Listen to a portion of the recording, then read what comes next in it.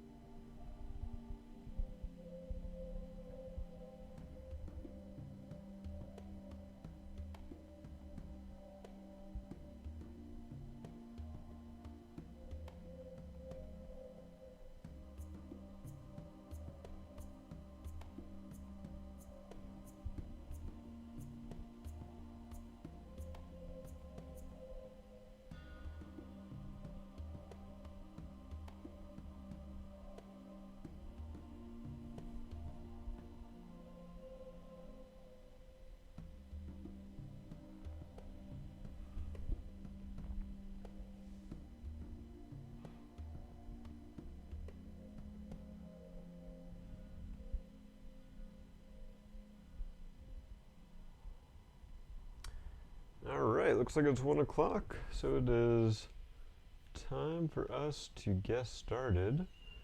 Welcome, everyone. This is Black 6 from BZPower, and today we're building 10244, the Fairground Mixer, which is a fairly old set, I guess relatively speaking. It's from 2014. Contains 1,746 pieces, retailed for $150, although obviously at this point I believe it is out of print. I guess technically speaking, this is the second Fairground set that Lego released, because they had the Grand Carousel that came out in 2010. But this kind of really started the semi-annual releases, because since the set came out, usually about every year, they've skipped a couple years, they've released like another set kind of in this theme. You know, you've got the Ferris wheel, the roller coaster, the Haunted Mansion this year, and there have been a couple of others that I'm probably forgetting. One of the cool things about this set that I don't think a lot of the others have is, as you can see in the top here, this whole mixer thing actually folds up and goes on this flatbed truck. Including the stanchions that are around it, which I think is pretty fantastic. You know, I've had this set not since it came out. I picked it up at I think at a Lego convention a few years ago, and it definitely seemed like a really interesting set. I had the pleasure of talking to Jamie Berard, who's the Lego set designer who designed this set, and has been, I think, behind a lot of the Fairground sets when he was at Brick Fair New England a number of years ago. And he was showing off like some of his sketch models that he used to build this. And from what I remember, you know, this was like 6 years ago now, there's some really awesome techniques to get this mixer to function and also to fold up, so I'm really looking forward to that. If we go on to the back of the box, there is certainly a lot going on. This set has some really fun other things other than the mixer. There's a cool, at the time, new printed face element for a guy who's about to be sick. Then there's, you know, some different like side attractions. You got the dunk tank, your ticket booth, the strength test. So there's kind of some cool add-ons. On the semi-truck there, you can see there's like a little bed, and then there's some glow-in-the-dark elements. There's 1x1 cones and 1x1 round tiles. And the lightsaber bars also glow in the dark. So that's really awesome. And then as you can see here, it does fold up and fit on the truck. So yeah, without further ado, let's open this puppy up. Oh, and I almost forgot that you can motorize it, and we do have Had to go steal it from my helicarrier, but we do have the battery box. I have the AA battery boxes, but the AAA ones are a little more rare. And then I've got my medium motor, which those I've got aplenty, but the battery box, not so much. And I wasn't sure if how the design works, if I could have used the AA battery box, so I figured I'd play it safe. And then I can put that AAA box back in the helicarrier later. All right, so that is everything out of the box. See how this is organized. I'm not seeing a lot of numbers, so this might be similar to that Ferrari we built last week, another older set, where they have fewer numbers and more bags per number.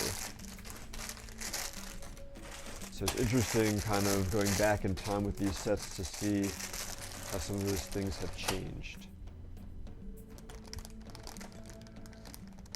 Got some tubing loose in the bag.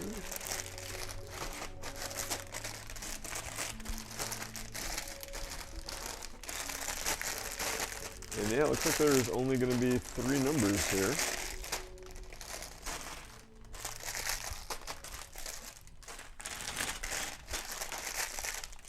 So a bunch of bags for each number, but only 3 of them. Got our instructions with some nice cardboard to keep both them and the stickers safe. Well, this is back when they had the instructions were in like a taped bag. Made it a little easier to open there. Oh, but this is also back before. So let's look at the stickers. So a number of stickers are on transparent backing, which is kind of nice. So you have the Mixer logo, the now defunct streaming platform, tickets, Lego amusements, ticket prices, dunk tank. I do like the cool Atom logo they've got for the Mixer. And then I guess these are some license plates. Not sure who TP and DB are, if those are people's initials, maybe the graphic designers. Kind of cool little Easter egg there. So yeah, this was back before a lot of these sets had, the nicely bound instructions. So these are just kind of plain old stapled instructions. And we have 3 books. I'm assuming each book corresponds to one of the bags here, which kind of makes sense.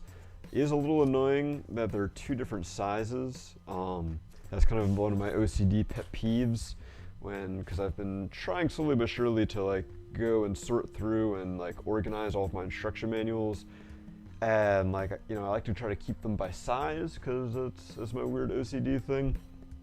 And when a single set has multiple size instruction books, I find that a little personally frustrating. But that's a me thing, nothing to do with the actual set, not a criticism of the designers. All right, so let's start opening up our first bag here. Our first set of bags, I guess. See a bunch of minifig parts here. If I had to guess, the first bag is going to be a bunch of the different attractions. So like the ticket booth and the dunk tank and the strength test and stuff like that. So we got a lot of minifigs here.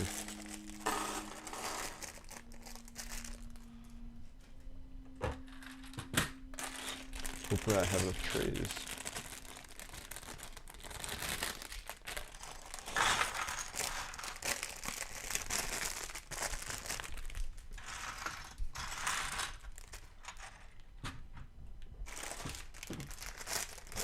So how's everyone been doing? Everyone doing all right in our crazy world we live in? Got a few bags within bags. Move some of this out of the way, give us some space to work with here. I think we have to combine some of these little bags here.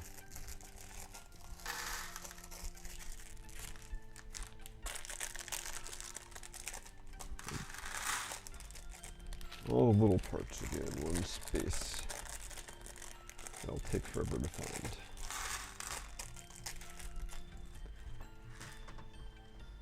All right. Oh, so we got a brick separator here, which you gotta put in our handy brick separator mug. Best part of waking up, brick separators in your cup. All right, so you can see in the instructions here, I didn't even notice there was a second truck, but apparently we were building that. I guess it's kind of hiding in the background on the main pictures. And I guess possibly that's where all the attractions and stuff can fold up. So the whole thing we build here can roll into town. This also includes most of the minifigures in the first bag. And then the second bag will be the truck and the trailer for the mixer. And the final bag is the mixer itself. So that's how they're breaking it down. So we start by building, looks like 10 minifigures at least. It looks like there's 10 minifigures, and then there's also the juggler, who will show off when we get there. So I'm just kind of going in here now and finding all the hair pieces and bodies and legs, which are seemingly all mixed throughout the different bags, just to make things interesting.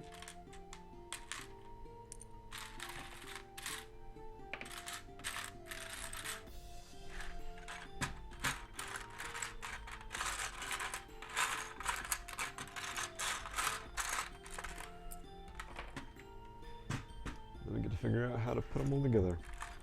So we also have a little separately bagged element, a little teddy bear. So it's kind of interesting that he comes in a separate bag. I feel like these days he's gotten to the point where he's no longer bagged separately. That might have been because back at the time he was made in a different plant than everything else, and since then he's moved his production lines. Hey, little Roka. Using Streamlink to watch the stream in VLC. Interesting. I guess it makes sense that you can do that, because VLC can play pretty much anything you throw at it, and it's pretty amazing. But I didn't think that would be an ideal way of watching a Twitch stream, especially if you miss out on the chat as a result. Alright, so it looks like a lot of the accessories, like hats and stuff, are in here. Let's see. We can dig out some more hairs. Alright. So I got a lot of the minifig parts here. Probably missing some, but we'll see. I have a minifig stand so we can make sure they don't fall down. Alright, let's set up all these heads so I can see them.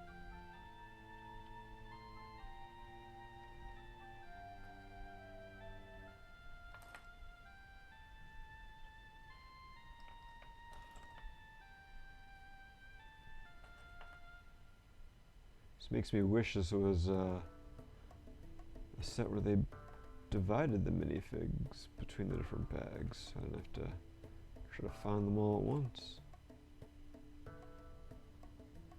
Alright, that looks like 2, 4, 6, 8. Alright, that's all of our heads. So go us.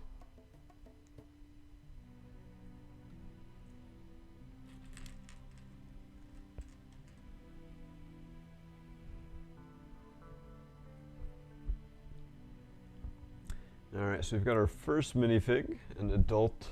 I'm gonna assume it's like the mom of one of the kids, maybe grandma, because she's got gray hair. Nice torso print. I do like that kind of nice generic, fancy blouse. You could use a lot of different city themes, and it's got some nice printing on the back as well. I assume the orange tile she's holding is like a ticket, like her ticket to get in, or like a ticket for one of like the games or something like that.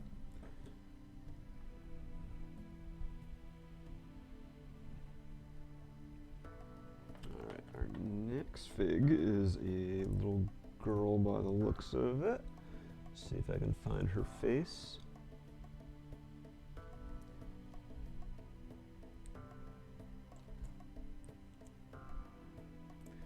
She's the one who's got the teddy bear. So here we go, second minifig. I do like the dark red, long ponytail hair. I'm assuming that was probably unique at the time. It may have appeared elsewhere. I like the hoodie print as well, nice generic city. And on the back, if you pull up the hair, she does have the hood printed on that. And this was like well before the Lego Ninjago movie came out, or I guess it was I guess it was right around the time of the Lego movie when we had the Wild Style hoodie piece. So it was a little before that, maybe. Our next kid, of course, he's got a double-sided head, so now I have to figure out which one he is. There we go. He's got an interesting print on his shirt that I'm looking at, trying to figure out what it is, but I'm not recognizing it.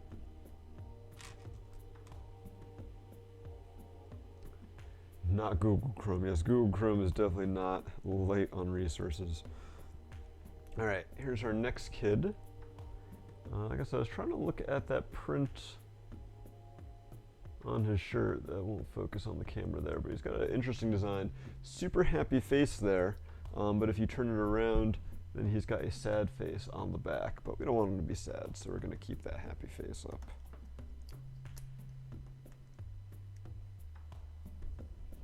All right, next we got another kid who this torso's been used quite a bit since this time, I believe. But this might have been like one of the first times it was used. And he also has an ice cream, so I gotta find the parts for that.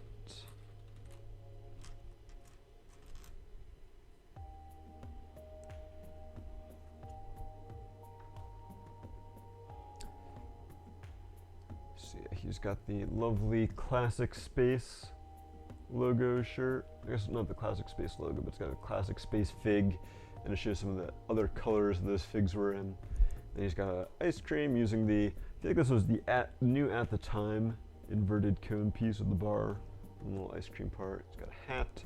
He actually has the same face as the little girl that we showed off before with the hoodie, and then no printing on the back. All right, and then our last kid.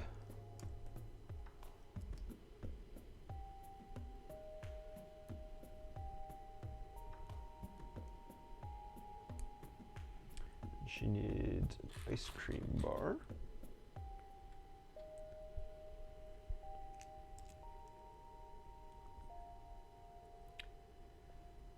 So she's got a nice multicolored tank top there. So she's wearing some glasses, dark brown hair, and some printing on the back to match the tank top. All right, and so yeah, we got 4 kids. And based on the first book here, that's all. There's 4 kids, and there's going to be 1 minifig in bag 2. I guess is going to be the truck driver.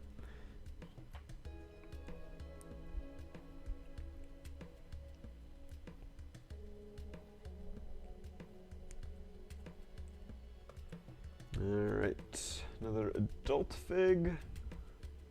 Lovely lady again. Nice blast printing there, which continues on the back. I like the sand green legs. I'm not sure how often we see those in sets, so it's kind of cool.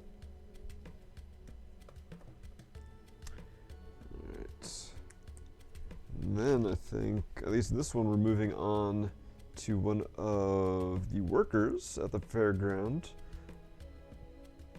Looks like she is the dunk tank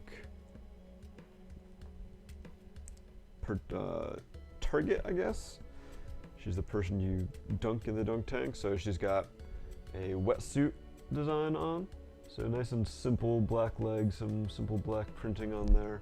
She's got the zipper on the back for the wetsuit, and then she's got kind of a smug look on her face, like, ha, yeah, I bet you can't knock me in this tank. But then when you do, she's not looking so happy.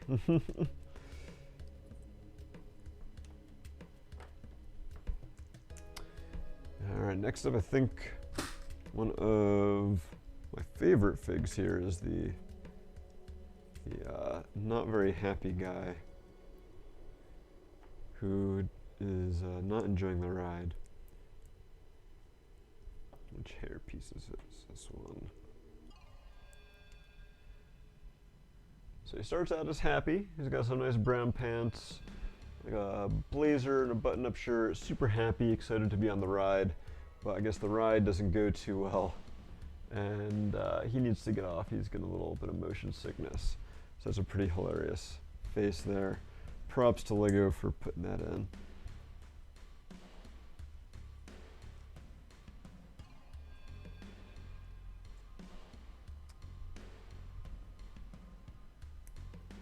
All right.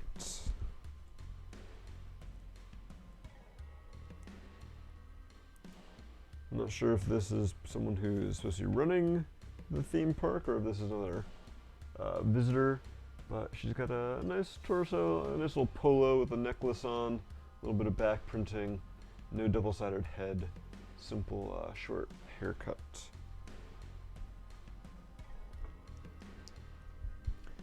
And then our second to last minifig, for now at least, is like a kind of looks like a surfer or skater dude. He's got a tank top on with the guy surfing on it. He's got some pecs breaking out of there. A little bit of a 5 o'clock shadow, some wavy blonde hair. Nice design on the back. All right, so those are the basic minifigs. We still have the juggler to make, which is what we're moving on to next. So he starts out as a basic minifig with a striped shirt and a bow tie, beard. The hat he's wearing, I think, actually dates back to the Wild West sets when you had the you know, like the military guys from the Wild West. But now we get to finally build some Lego. Go figure. This set isn't all about building minifigures. Crazy, I know.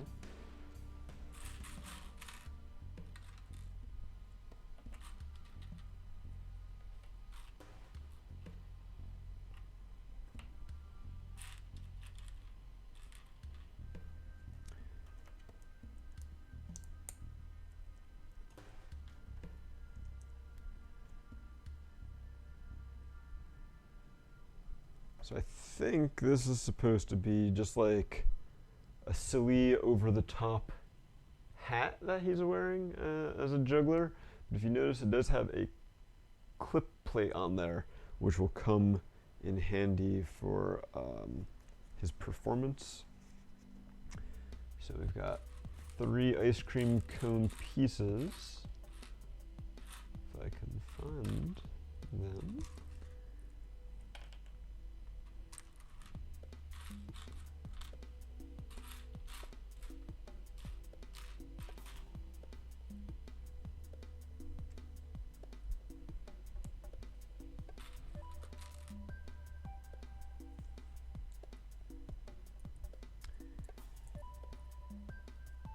So he is going to be juggling, and to make it look like he is in the middle of tossing one of his like little juggling pins in midair, that actually clips onto his hat there.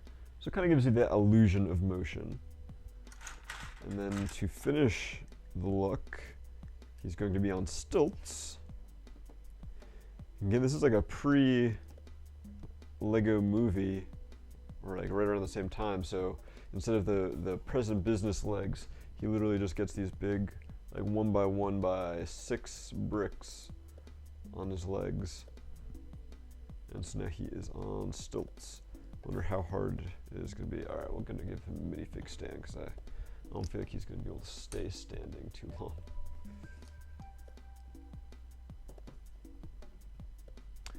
All right, and now we actually get to build a truck.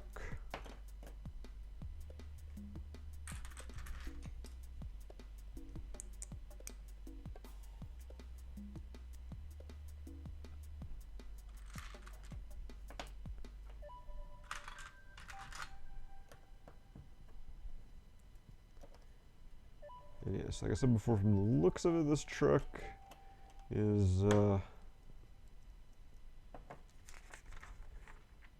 going to be the thing that holds all like the little attractions and such, other than the mixer.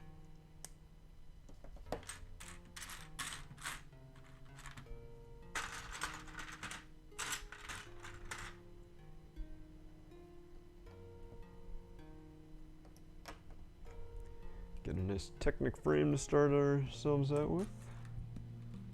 Nice and sturdy.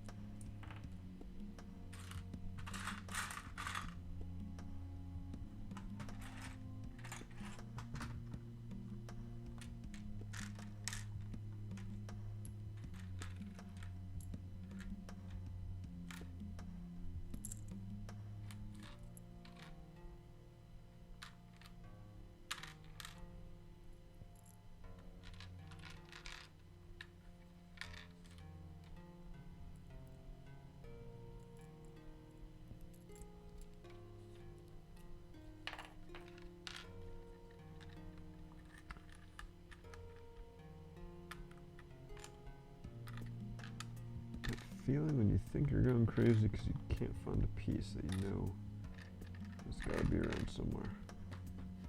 I found 5 of these snot brackets that I need in one of my trays. It doesn't seem like the 6th one is there.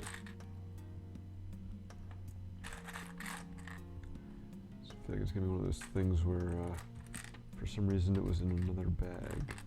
It's like, why Lego? Why must you mess with my brain like that?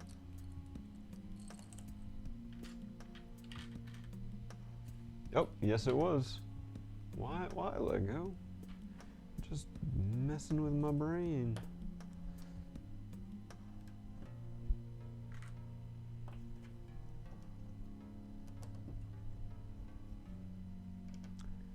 So yeah, lots of snot brackets and some bricks with clips and stuff in here.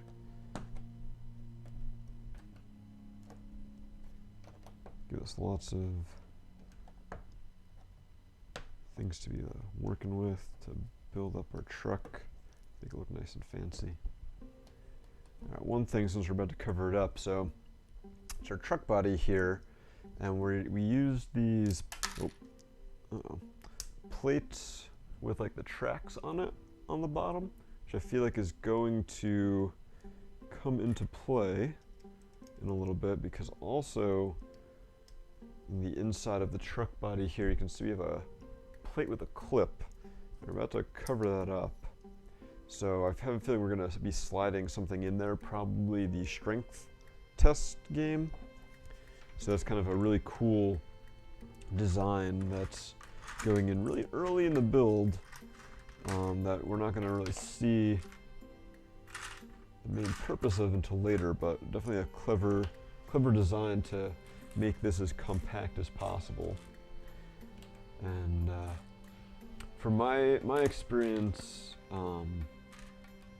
with like Lego conventions like Brick Fair, you know, it's definitely very important to think about how things are going to get packed up when you're designing these builds.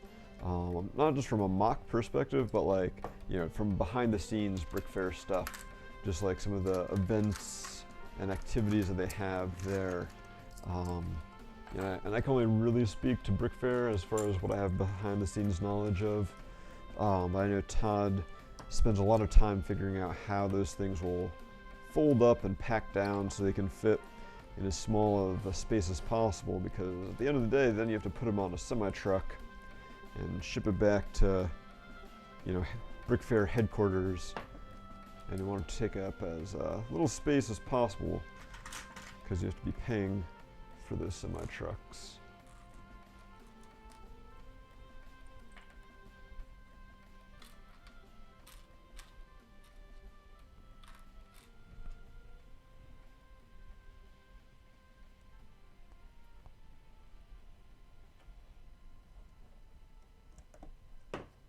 And a little bit of detail on the sides here. Adding, I guess this is supposed to be a flashlight on the side. Not sure why. but it's there.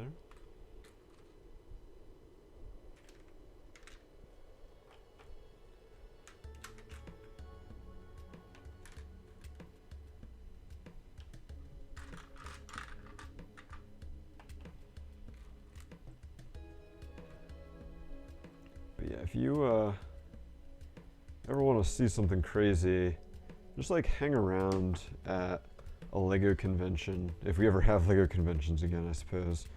Hang around at a LEGO convention like on Sunday as everything's packing up and just watch how it all goes apart. And maybe help. Always appreciate having people help if they can. You know, it is sometimes a very physical and strenuous thing, so maybe not for everyone, but definitely appreciate all the help we can get when it comes to packing up a show. But like, you know, the public leaves at say like 4 p.m. on a Sunday, and then we have our closing ceremonies at like 6, and by midnight, like what was a bustling convention floor is now just like a bunch of boxes ready to be loaded up on a truck. It's pretty crazy. I miss Brick Fair and LEGO conventions, if you hadn't guessed.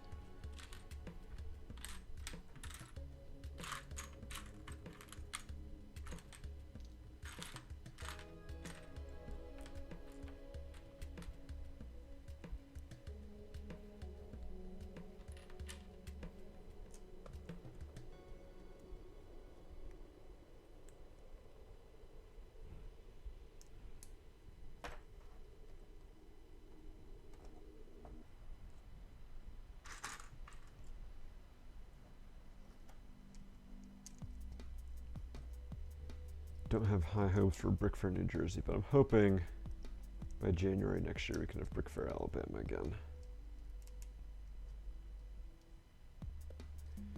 Alright, so truck's coming along. We've got some brake lights that we added onto the back here, using some Technic bits. In addition to the flashlight, we've got like some steps. I guess this is probably supposed to be the gas tank. I got the same thing on the other side, but with a hammer instead of a flashlight.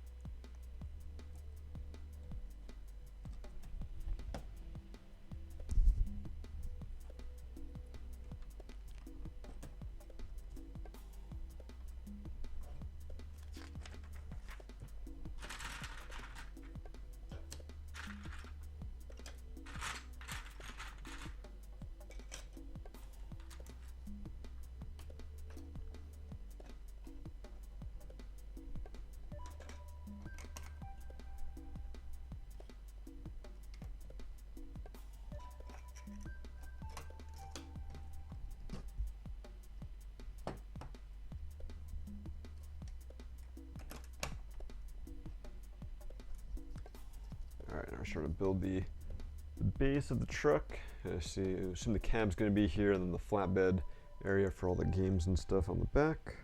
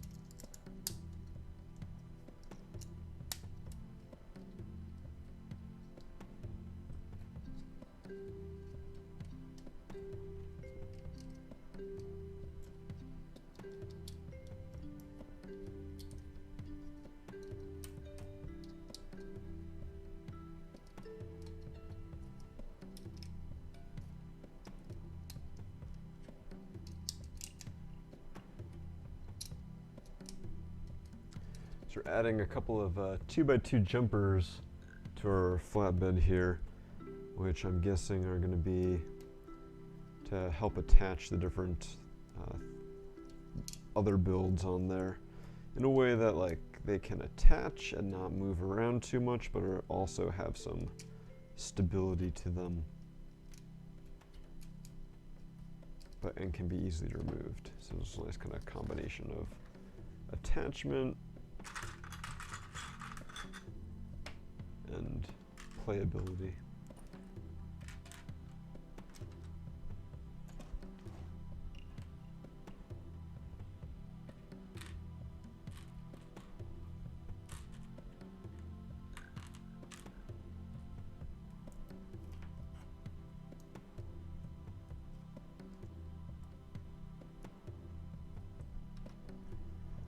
Really starting to look like a truck in here. Adding some classic doors. This piece has been around for like decades at this point. Probably what, at least like 40 years, I gotta say. Probably since like 1980, something like that. If it was not around in 1980, it was probably available soon after. Because I feel like some of my earliest Lego sets from the mid to late 80s made use of those doors very heavily.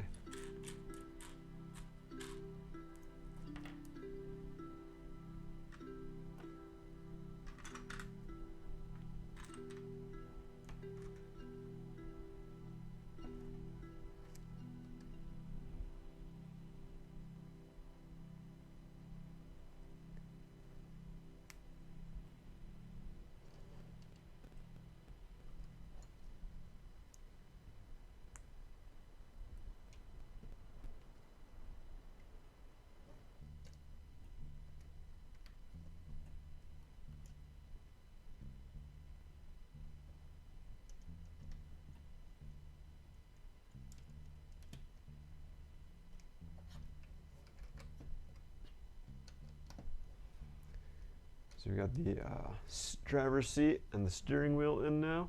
And very important, instead of a passenger seat, we do have the cup holder.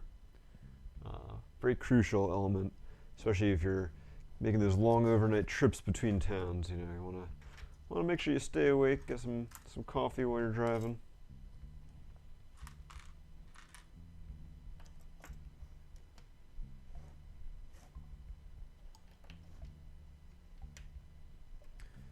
It's kind of interesting that there's only one seat in there, though. You'd think that they want to maximize their seating capacity to have room for as many employees as possible.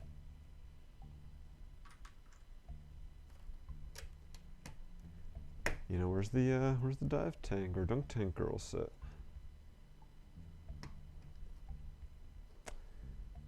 Ooh. Pushed a little too hard. Alright. So you got some more tools. You got a shovel on this side and a broom on that side. And I don't know if you guys can hear it over my mic, but it sounds like it is starting to thunder a little bit outside. And it was fine for like, I don't know, probably the first 4 or 5 years that I've been living here. Never really had a lot of issues with power outages, but this year it's been a little more flaky. Not a lot of long-term outages, but like just flashes or it'll go on and off, so hopefully that doesn't happen. But if the stream suddenly dies, that's probably because of a thunderstorm.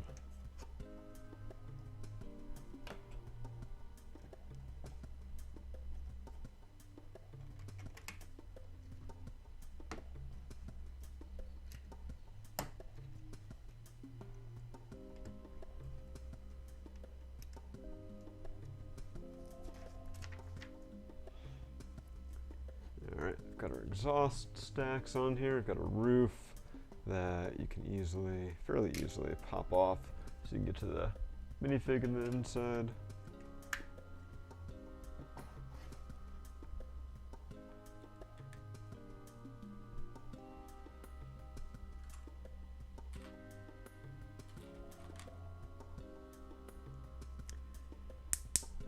it's time for our first sticker. The Lego Amusements sticker. Which is kind of like almost a reference to the fact that this is its own sub-theme. Although, since this is my the first theme park or amusement park set that I've built, I don't know if they've continued this branding into any of the other sets. Kind of like the modulars, I've generally tried to stay away from these sets. Not because I think they're bad, I think they're fantastic. I'm just afraid that I'm going to start trying to want to collect them. Oh, that was definitely a loud one. You could probably hear that. Like I said, I got this set at a Lego convention. I forget if it was like most sets I get from Lego conventions. I lose track of whether I'm getting them as prizes, like a door prize, or if I'm getting them for volunteering.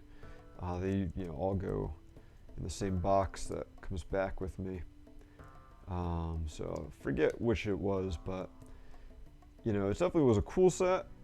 If I had, but not one I would have necessarily like picked out personally. I'm not going to complain about free Lego. I'm definitely looking forward to this build. I just hope it doesn't mean, or I just hope it doesn't make me want to get more of the sets. Although that haunted house does look pretty awesome. They may be converting me. All right, so we've got our front grille. I just put this like bar piece on, but it does have some nice silver grill tiles on there. And then another sticker there, the license plate TP986. Again, not sure what that is a reference to exactly, but I'm sure it's a reference to something. And yeah, our truck is really coming along here.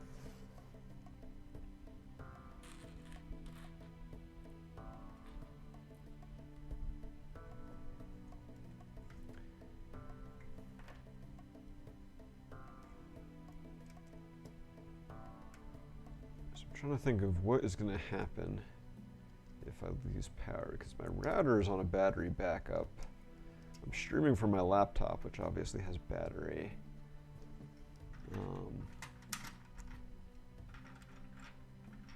And my capture card is USB bus powered, so that gets power from the laptop. We'd probably lose audio though, because my mixer is not on battery backup. So even if the stream doesn't die right away, you probably won't be able to hear me.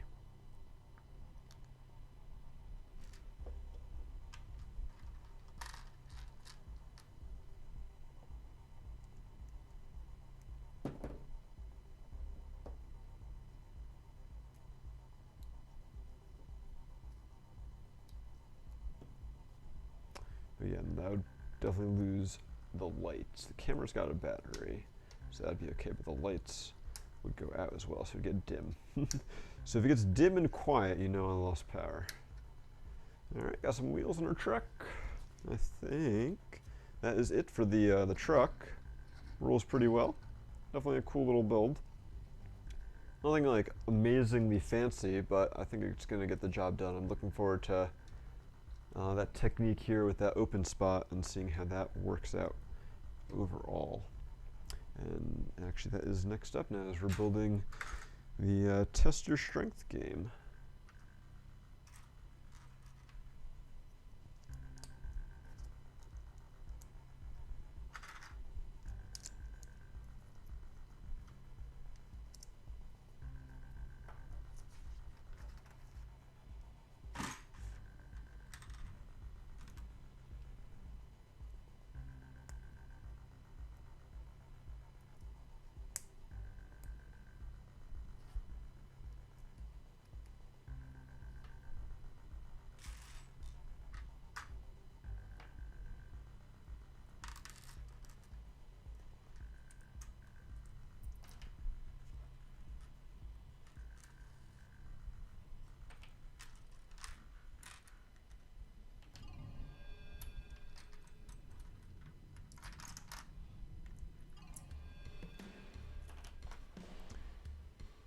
Power outages or not, I hope this is a quick storm, because I still need to go grocery shopping today. I prefer not to have to go out in the storm for that.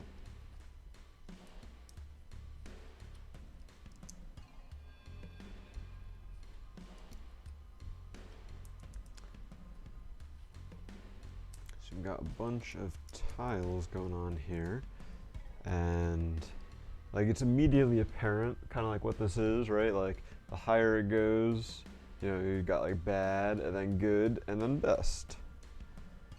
It's like so simple, but effective.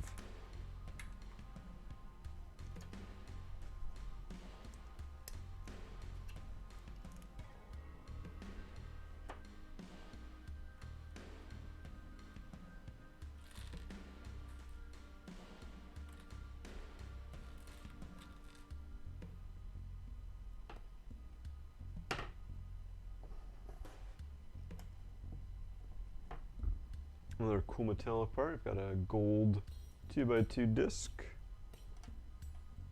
dish,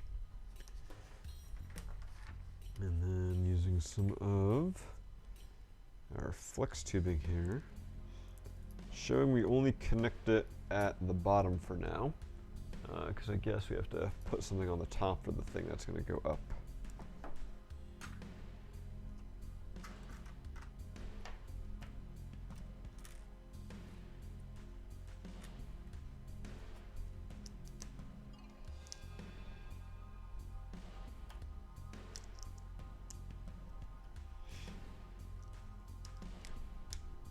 And then I've got some of these 2x2 plates with Technic pins, so that attaches onto there for a nice sturdy base.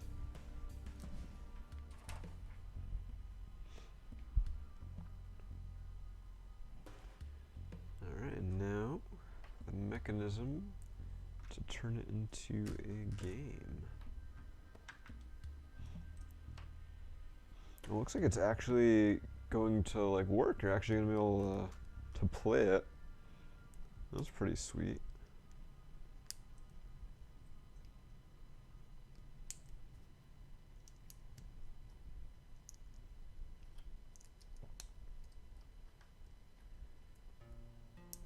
Yeah, so I got this little kind of seesaw mechanism here.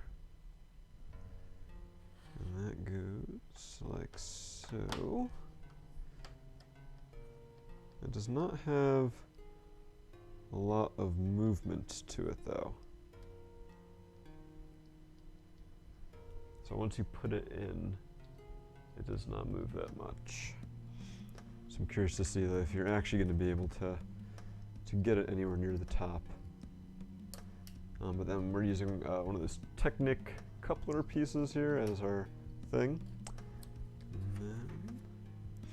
And then we're going to be building the hammers, but before we do that, let's see if we can actually get this to go. Well, it can go, but it definitely does not have a lot of give to go up that high. I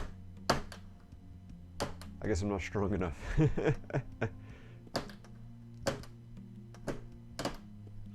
Alright, enough of that. Enough banging my hand on the table.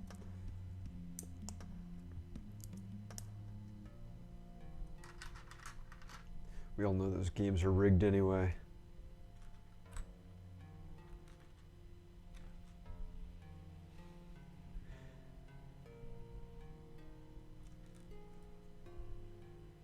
So weak, Laroka, so weak.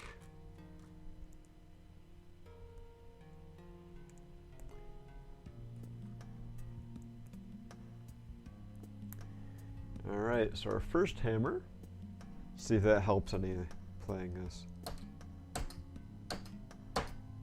Not really.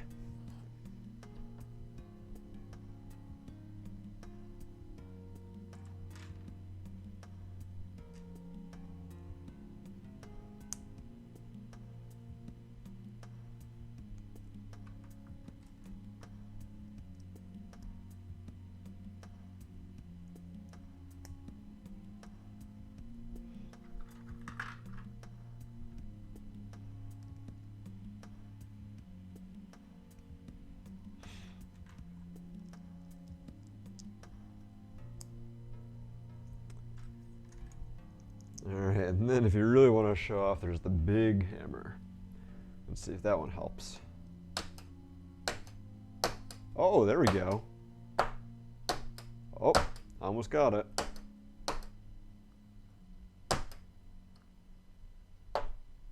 Oh, I did it. All right, so the big hammer actually helps, gives you more surface area hidden there. I think you also have to make sure that you know, it can already be like somewhat down a little bit, so you have to like try to push up on this a little bit to kind of get it as low as possible to give you as much travel to get it up there. So yeah, it's doable. It's not completely rigged. And yeah, there's our hammer stand.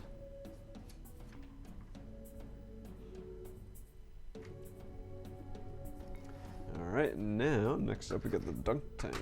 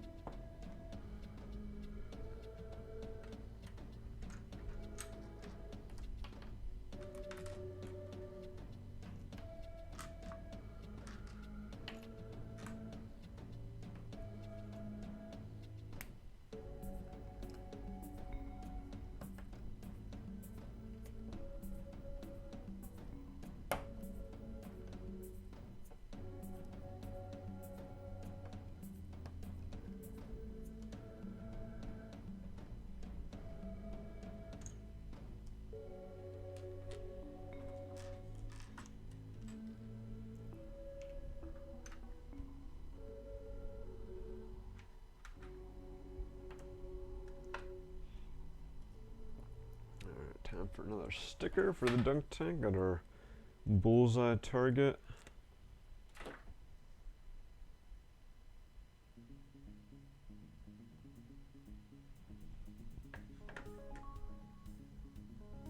So you know where to aim.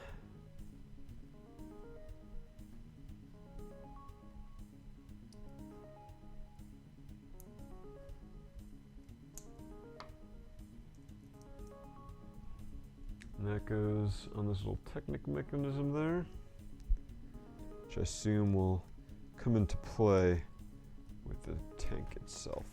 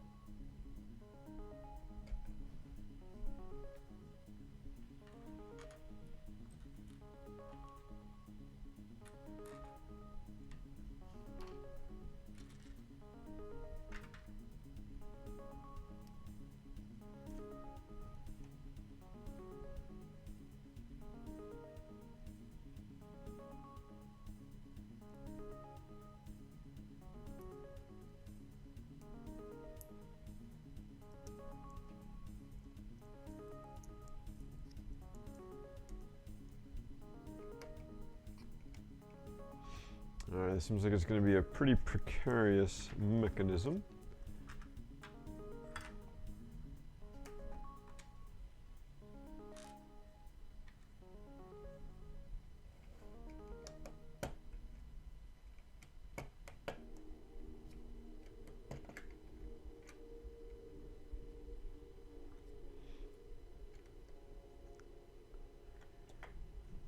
A couple stickers that go on the front. This like quarter circle transparent piece.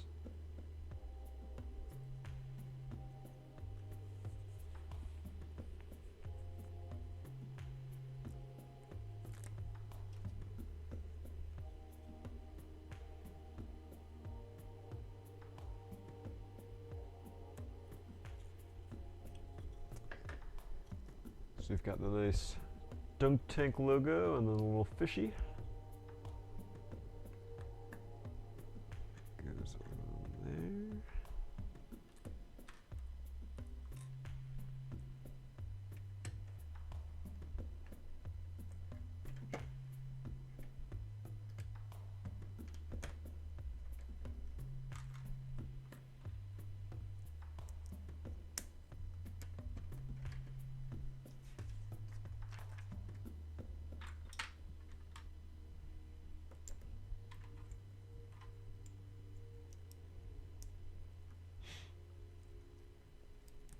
This is a cool little construction here. I like, you've got the 1x2 click hinge plates, and then we've got these fence pieces with the click hinge that we're putting on top to put those on their sides to kind of make like the screen so people aren't throwing the balls directly at the person, or so no wild throws can accidentally take them out.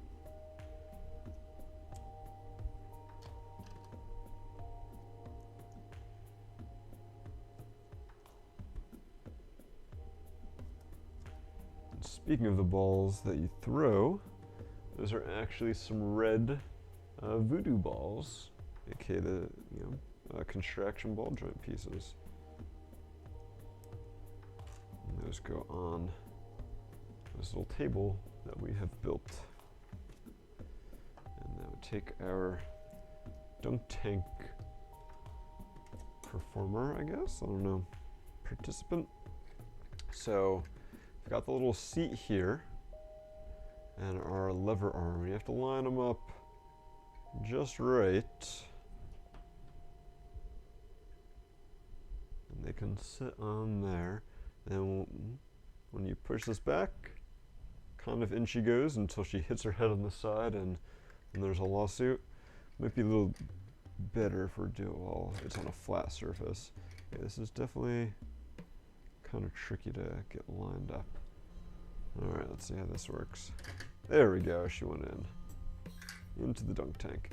And then there are some doors on the back, which seems kind of weird because I feel like when you open the doors then all the water comes out and you have to fill it up with water again, which yeah, seems a little odd. All right, and I think our last build for our first set of bags is the ticket booth.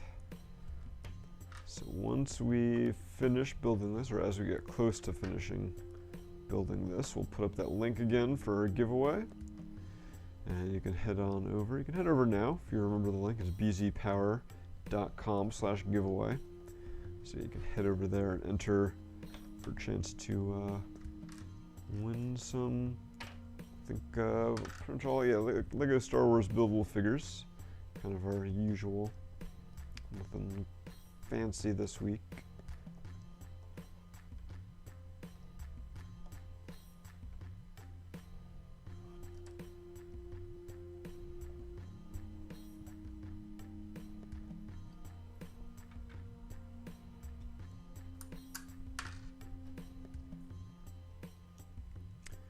So we've got a little set of drawers here. And the bottom drawer here, we've got some 1x1 orange tiles, which kind of reinforce that these are the tickets that people were holding before, the minifigs we built. And then in the top drawer, we put some 100 currency unit bills in there. So the money goes in, the tickets come out. Hey there, Box Commander. Welcome, welcome.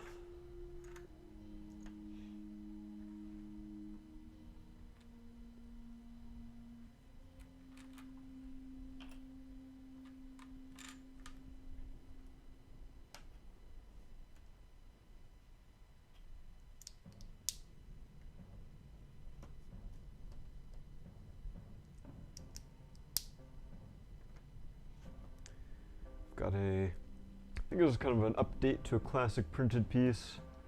Little cash register, 1x2 slope brick, little keypad on it, little calculator design.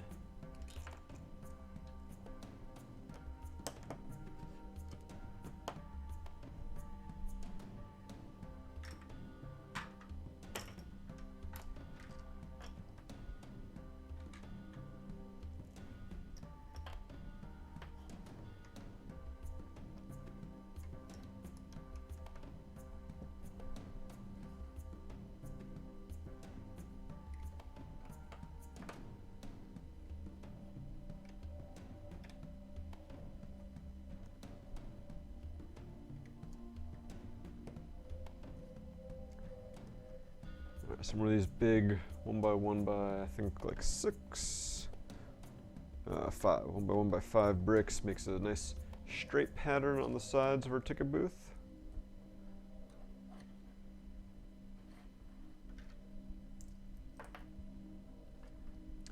Alright, and I think we're getting close enough that we can put our giveaway link back up there.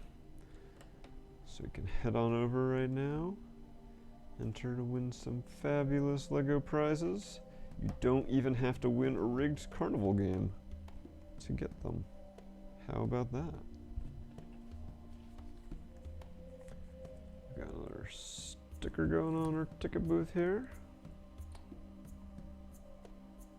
With the ticket prices.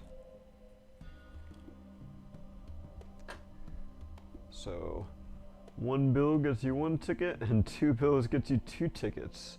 What a deal they've got there.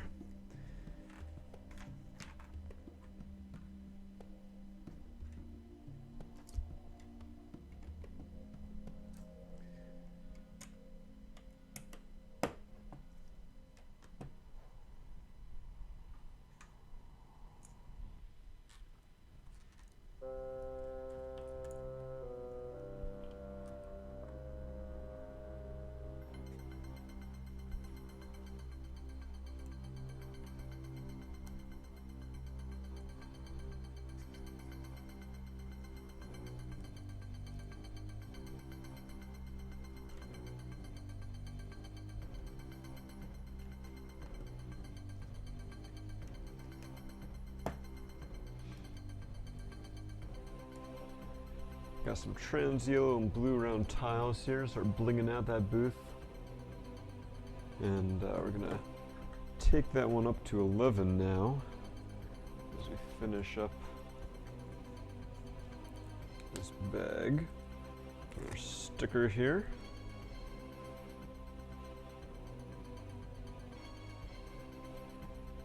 So that you know that this is indeed the ticket booth. I think a majority of the stickers have gone on in this first set of bags.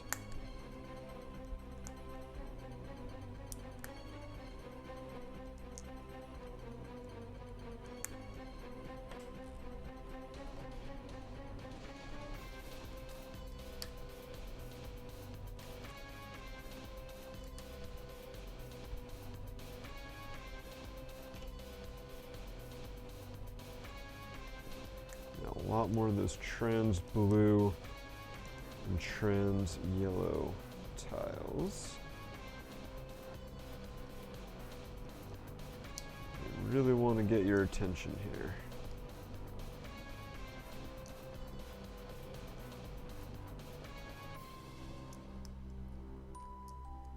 I am liking the design here. So the trans blue and trans yellow tiles, we've got a couple of bars on the front here, and it's got some clips. And so that all lines up and makes a cool pattern, and because of the clips and bars, this folds down for transport. And so apparently this woman is the ticket taker, so she goes in the booth here to sell you some overpriced tickets. Alright, and that is it for the first instruction book. Interestingly enough, the inventory for what looks to be the entire set is in this first instruction book here. I'm not sure if they're going to repeat it in the others or not, but it's here. So put that off to the side. Lots of extra little parts in the first bag. Get those out of here. I'm going to open up our second set of bags, and then we will do our first giveaway.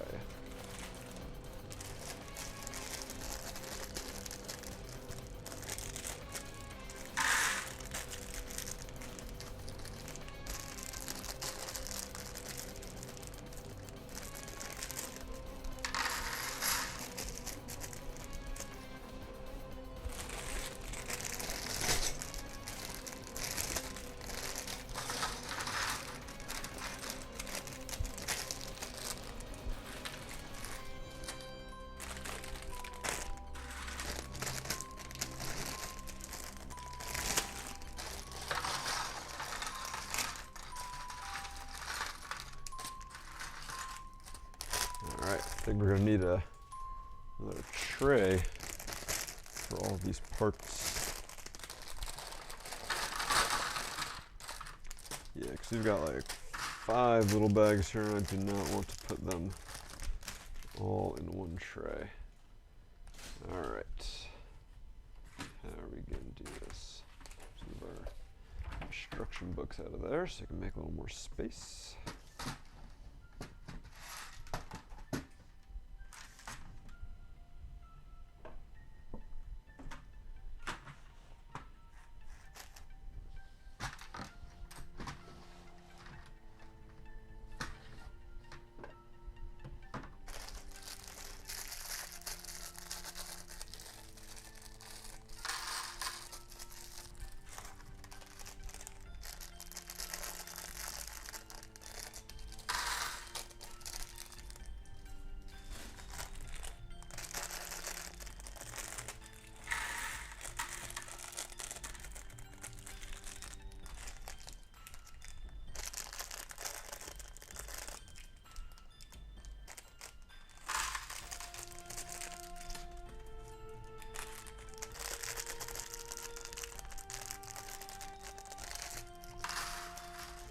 Alright, there are all of our parts.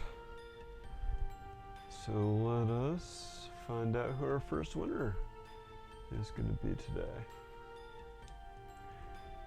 As you guys might have seen on our giveaway form, or on social media, we got some new sets from LEGO just this morning. Lord Oblivion, congrats, you've won a Jyn Erso buildable figure. So yeah, hopefully we'll see what sets you guys are interested in seeing next. We're probably going to put a bit of a priority on the sets we got from LEGO versus the ones that have been sitting in my personal collection for a while. Since they tend to be newer, they're ones we got from LEGO, so we would definitely want to do something with those before they sit around too long. We take your feedback into consideration for sure. So we got some Monkey Kid sets. That's kind of the main thing we were going after. And then kind of had some space left over in our request. So we got some Star Wars microfighters as well. And I've got some Star Wars microfighters in my personal collection too.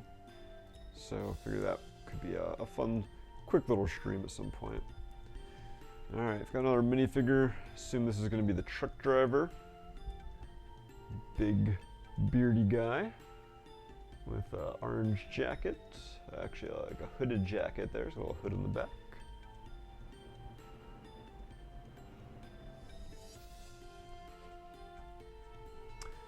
Oh, hey there, Balam. Welcome. How big is this personal collection after years of streams? It depends, I guess, if you're talking about the personal collection of sets that I have built or sets that I have that are unbuilt. I guess, uh-oh, just heard a little power flicker. Hopefully we're still alive. Looks like it. I guess they're both probably pretty large. The number of sets I have that I have not built yet is a little depressing. And it really doesn't have anything to do with streaming. It's more just like going to LEGO conventions and volunteering at said LEGO conventions, and then also like playing in games and stuff, and just going to enough conventions that eventually the odds are in your favor that you're gonna win some stuff at said conventions. So I've gotten quite a few sets from various, Brick Fair and Brick Cons and Brick World, Brick Universes, all different conventions I've been to over the years.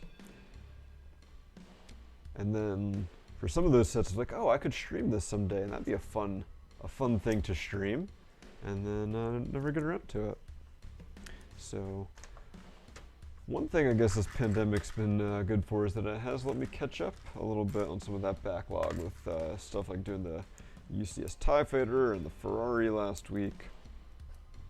So that's kind of been a silver lining. to some degree there. But there are many more sets to be built at some point, whether that's on stream or not.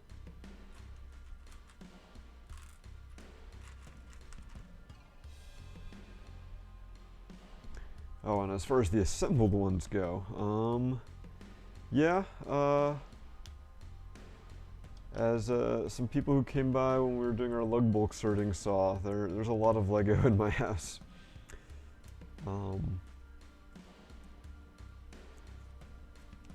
I've started in some cases like trying to like theme areas or rooms of my house with different sets. Alright, got another sticker here for our license plate, DB120. Not sure what that is a reference to, but it's probably a reference to something.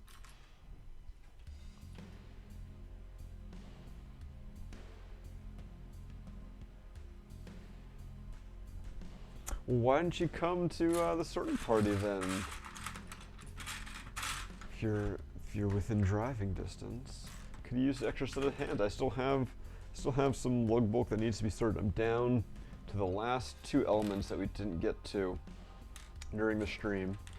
They are the black 1x1 round plates with the through hole and the dark gray 1x1 round plates with the through hole, which people ordered a lot of, and they are a pain in the butt to count out because they're so tiny. And so I saved them till the end, and I guess I'm not regretting that I saved them till the end, but I'm kind of dreading finishing that off. I'll probably be working on that a little bit tonight after our stream here.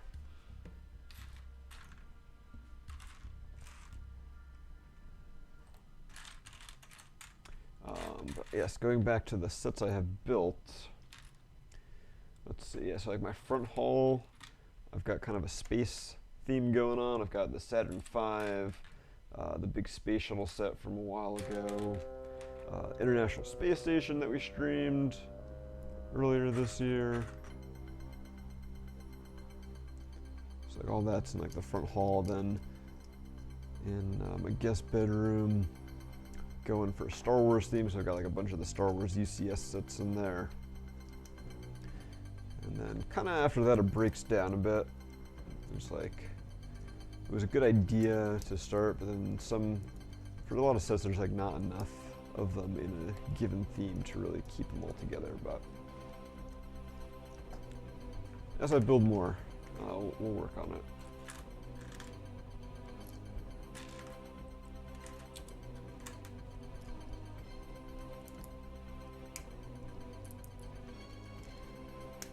And that doesn't even begin to touch the sets we've been donated by Lego to give away. All of these stream giveaways we do. That's like takes up a good chunk of my garage.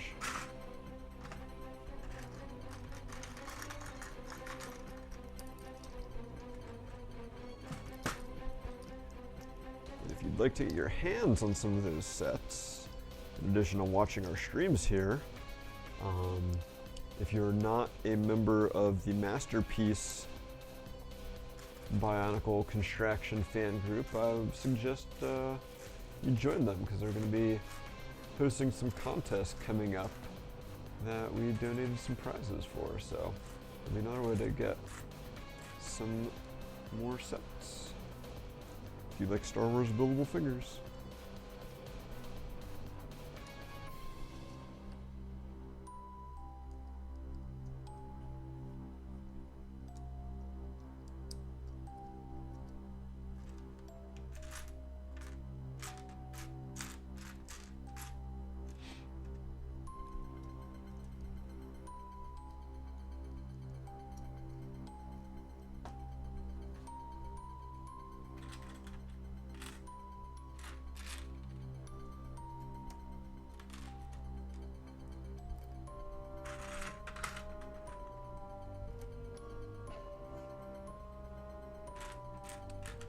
Too many trays, so hard to find parts.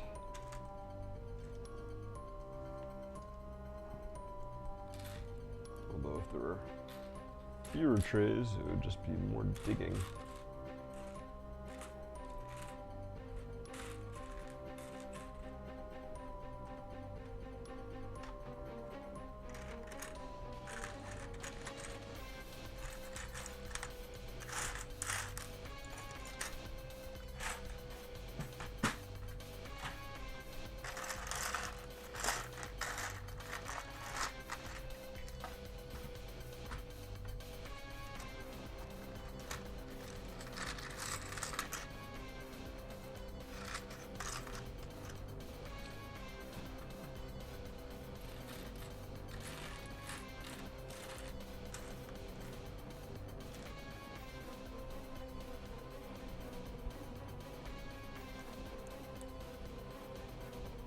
This is looking like it's a cool technique. I think we're making mud flaps here by taking the flickfire missile piece, attaching it to this Technic thing, and then we're going to put the flag piece on there. But those need a sticker, so I'm going to sticker them up before I attach them.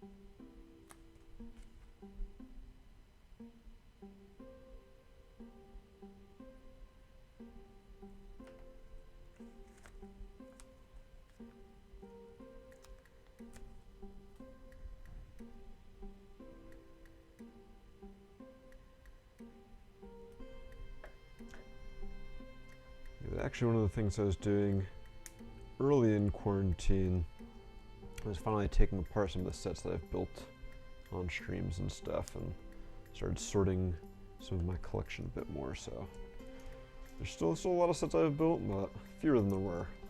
Anyway, there are our mud flaps, and because they're on the flick fires, we just don't have a lot of friction to kind of move freely, which is a really cool little touch. Gives us a sense of realism.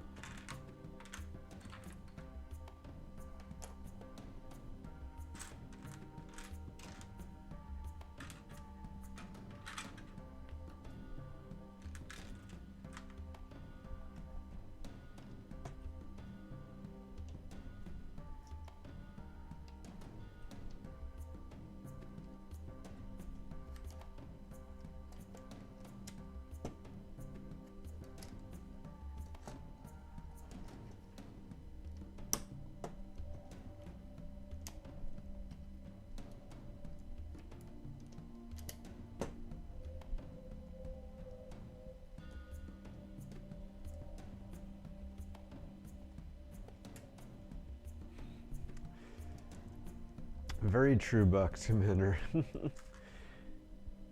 Every application of a flick-fire missile that is not being flicked and fired is definitely a better use of it than it was originally intended. It's always like more effective than an actual flick-fire.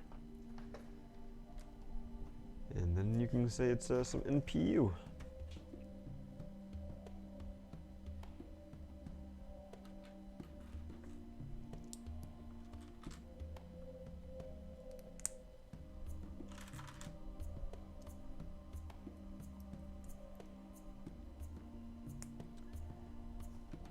So we're building up what I think is going to be the truck cabin here. So I assume the seats are going to go on these jumper plates. And then in the back here, there's going to be a bunk, I believe. So you're going to actually have someone be able to sleep while you're on the road. I guess sleep somewhat comfortably, because anyone, I guess, can sleep in a car while you're on the road. Unless you get like bad motion sickness or something, but sleeping lying down on a cot is nicer than like sprawling out across a back seat, because you can't really sprawl that much.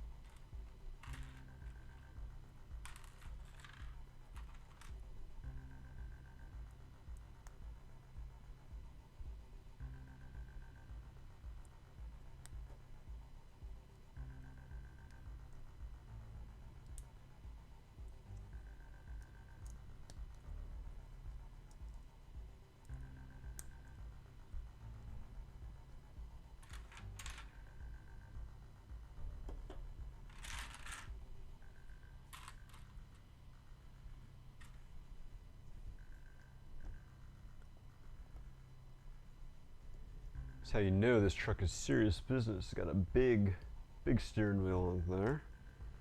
As we flop that into place there. It's definitely making it look more like a big rig, and just like compared to the other truck we built, you can see that it's like 2 studs wider. This is only like 6 studs wide, and this is 8 studs. So it's definitely a much chunkier truck here. And I can actually fit 2 people in there, plus presumably someone sleeping up top. So basically you want to be in the big truck, I think, because that on that truck, you know, you can kind of do some shifts in your driving. If you're in the little truck, you're there by yourself.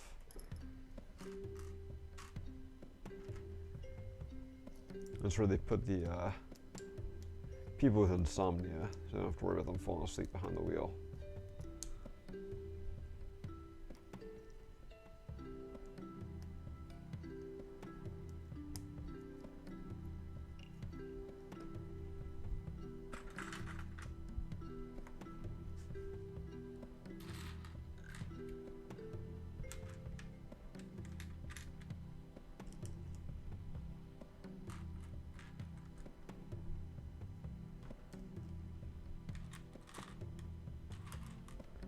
There are a lot of these light gray grill tiles in these bags. We've already used like, I don't know, probably like 8 or 10, and there's still at least 2 dozen left over.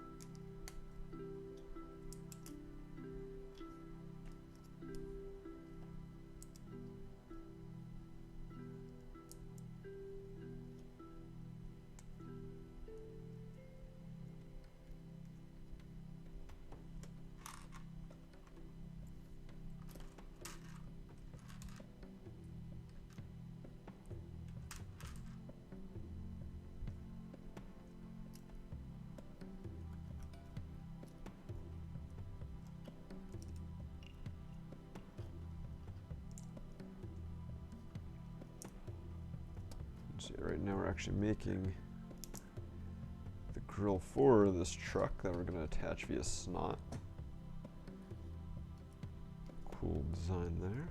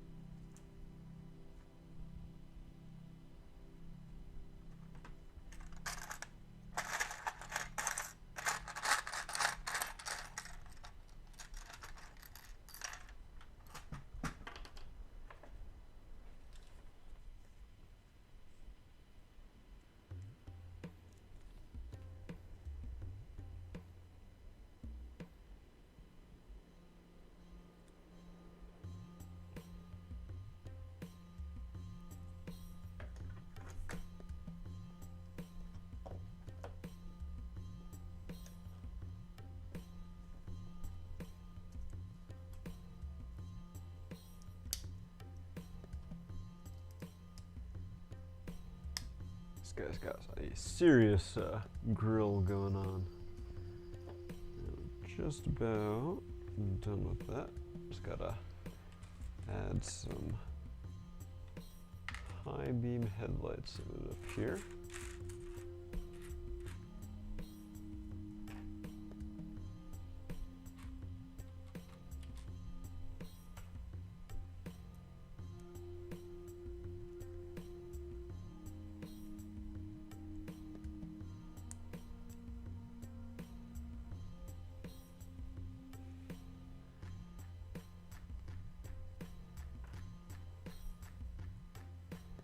I guess, you know, sometimes Box Commander, you gotta take the shortcut to get to the next town as fast as possible.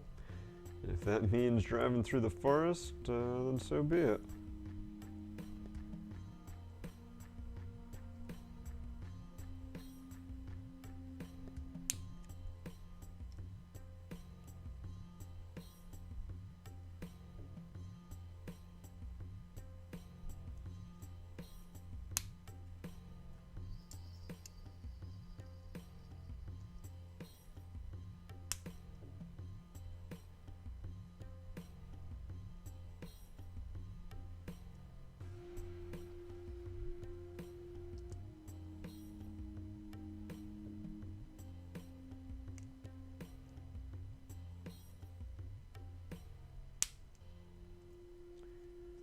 That's annoying. Got one of the headlights at slightly the wrong spot. So they weren't all lined up. That looks better. Not quite perfect, but good enough. See, those are all on the little 1x1 clips, clipped onto the brush guard there. And then just pops right onto the front. There we go. Coming together. Make sure everything's attached properly.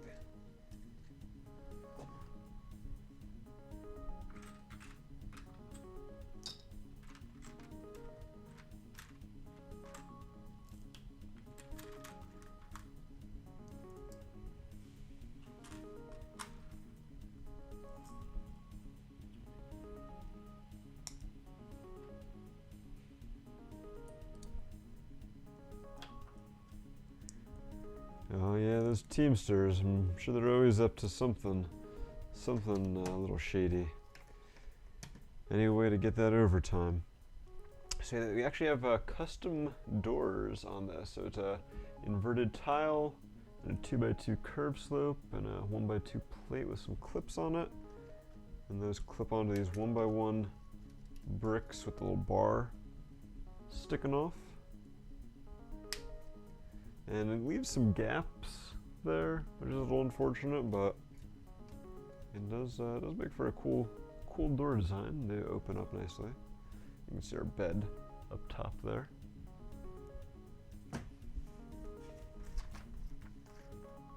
Oh, they get our TV in bed too. Show that off in just a sec after we build it.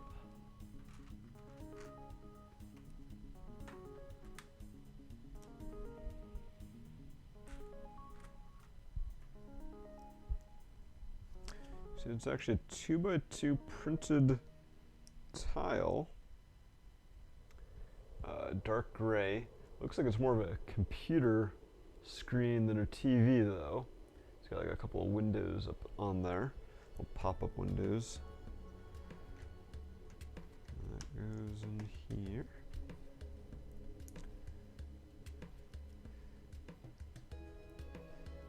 So if you can't sleep, you can watch, you know, the DVD of, I don't know, what's some carnival movie, Dumbo. You can watch Dumbo on DVD. Animated, not live action, obviously. Well, I did finally see that live action one earlier this year, last year, sometime after Disney Plus came out. Because it was on there, I'm like, oh, I never got around to seeing this, sure. It wasn't like horrible, it was just, you know, a lot less trippy than the original. If you haven't seen the original Dumbo or don't remember the original Dumbo in a while, it gets pretty crazy there.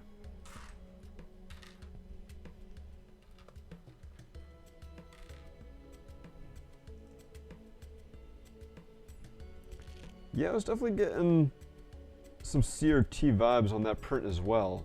Because yeah, if you look at like the little controls on the bottom, right, that definitely reminds me of a CRT, and of course it's got like the 4:3 aspect ratio going on.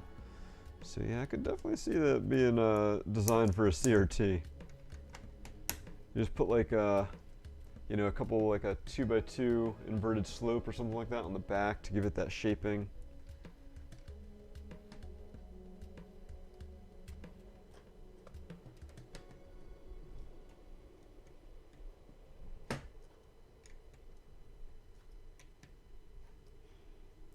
So I was wondering why we had these exposed studs on the front, and it turns out that is so we can have some windshield wipers on here using just a little lever piece. They do not reach up very high, but they definitely give the effect of some windshield wipers. That's kind of cool. As long as you can see the road, I suppose. I'm not sure what the legal requirement for windshield wipers is as far as how much of the windshield they have to clean, but hopefully those are enough. I don't want my Lego truck to get pulled over because his windshield wipers aren't keeping things clean.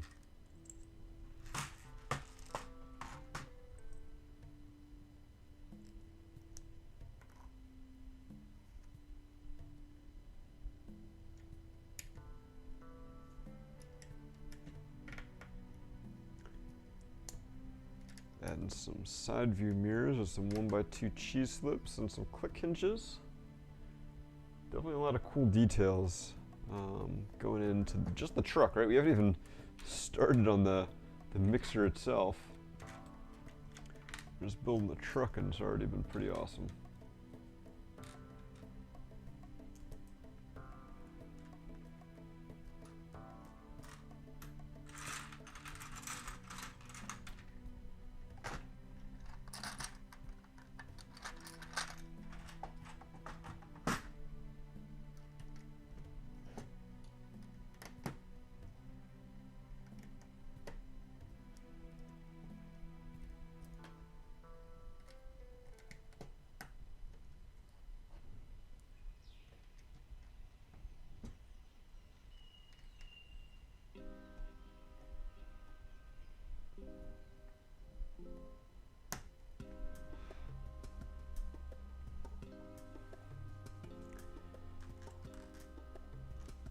Well, shame on you for forgetting Box Commander.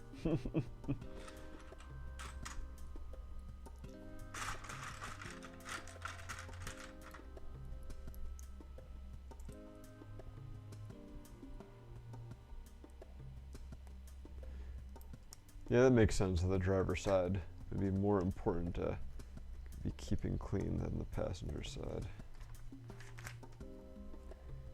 All right, so you can see we've added some tiles and stuff right on the top here, and a couple of 1x4 plates with just 2 studs.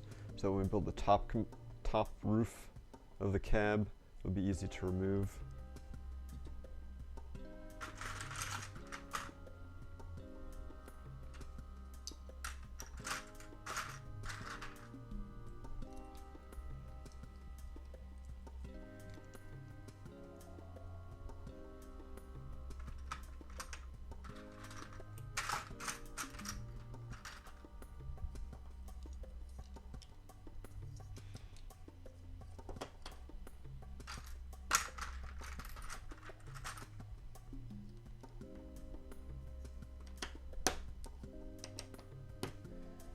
Actually got some basic white 2x4 bricks going in here on the top.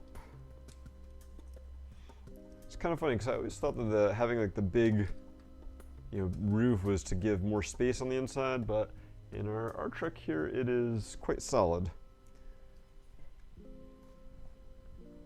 So I think they're going more for aesthetics than function or accuracy in this case.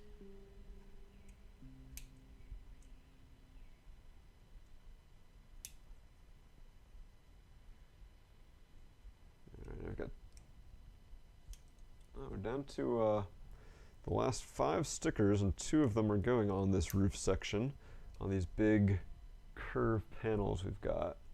So those are probably going to be kind of annoying because they have to line up across the panel.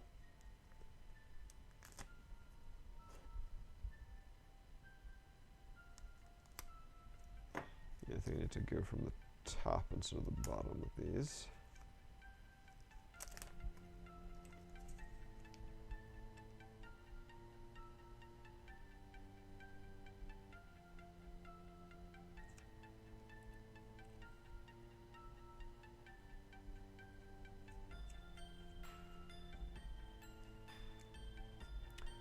wasn't too horrible. If you look closely at these curved panels, you'll see the bottom edge, it's actually flat. So there's like a edge along here that you can use to line the stickers up on. So that made things a little bit easier. I'll see how it looks when I get the second one on.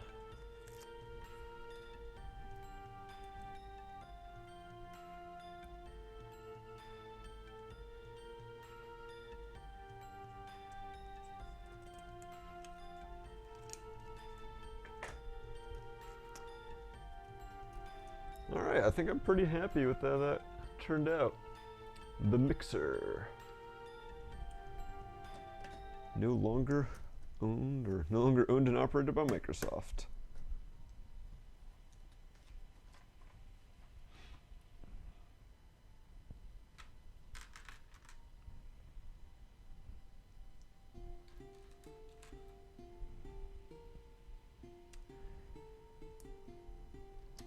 I mean, I think there's always a way, Box Commander. You just gotta figure out the right parts and the right combination.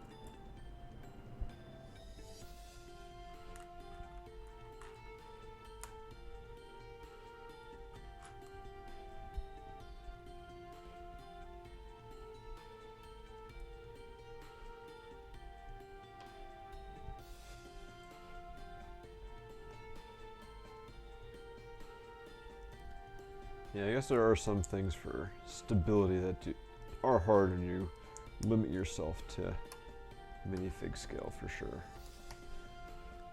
If you want to get it at the right thickness, and that thickness becomes less than a plate.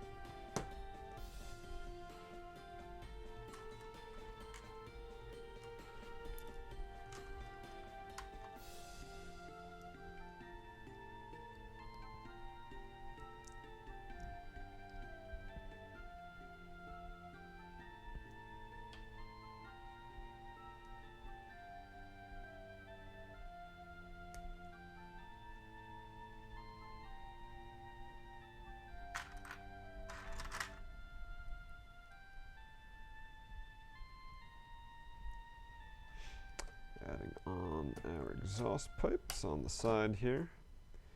Taking the same piece we used on the other truck and beefing it up with the old Technic axle couplers.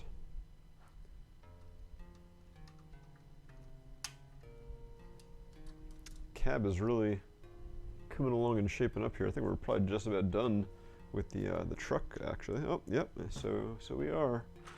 Time to add on some tires and some rims.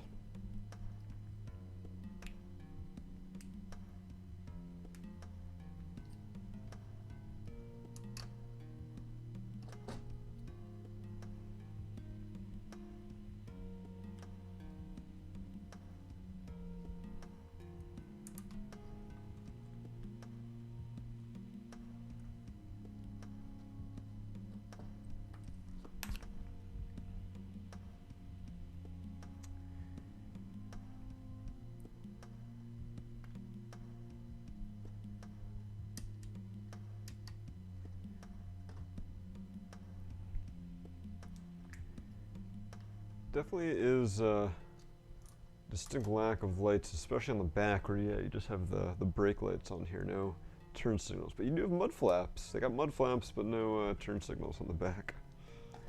And yeah, so there is the truck. It's interesting that there's this little cutout in here, which I'm sure is going to tie in with some of the functionality for storing things later on.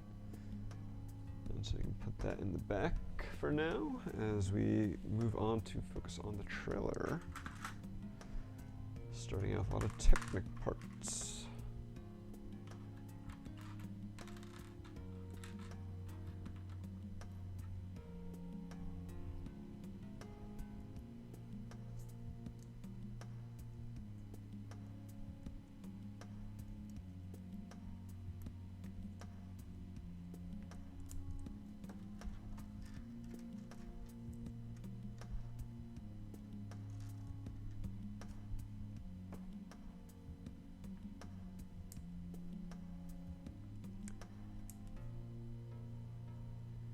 See, the trailer is going to be interesting here because it actually has like some of the core functionality from a Technic perspective that's going to make the mixer work. And I believe the parts that like end up getting motorized are on this part as well.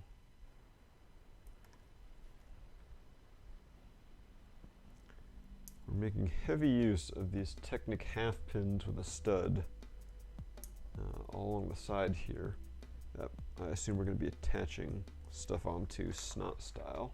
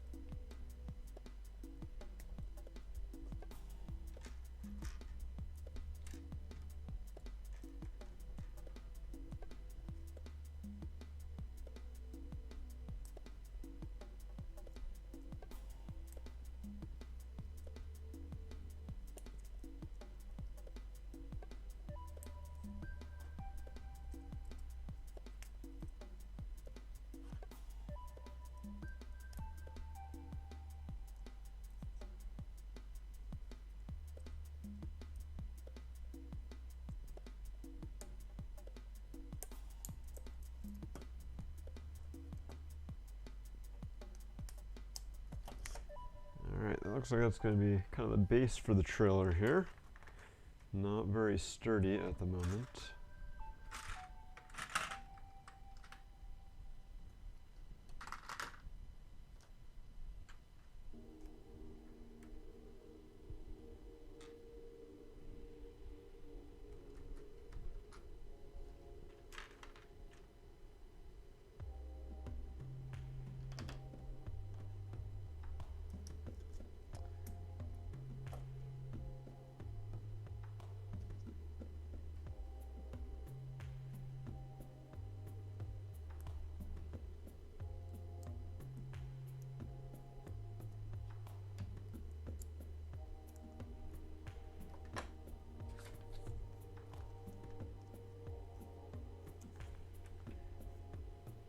Last license plate sticker going on the trailer.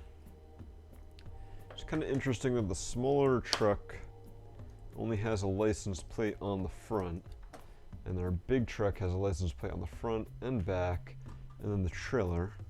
Even more interesting, the trailer actually has the same license plate, which I think is usually not the case from my experience. Usually trailers have their own license plate. So maybe commercial vehicles it's different, but I'm pretty sure it's not.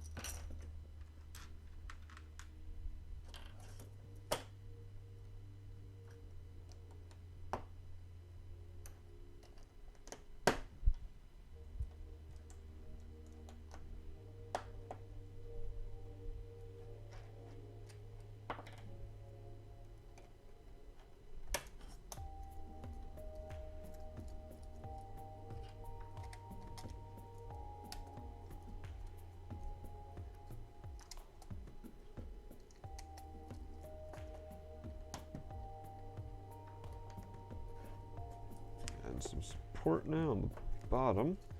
Now it's much sturdier than it was before. It's very good to see.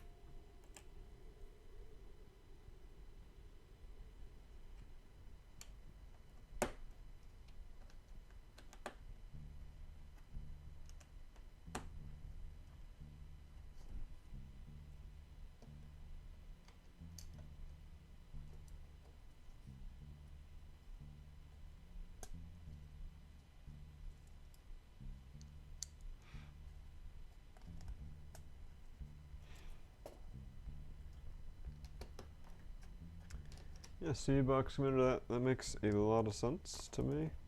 I would never, or I always figured that, yeah, one semi is going to have a lot of different cabs, or a lot of different containers on the back. So I would assume they would have different registrations.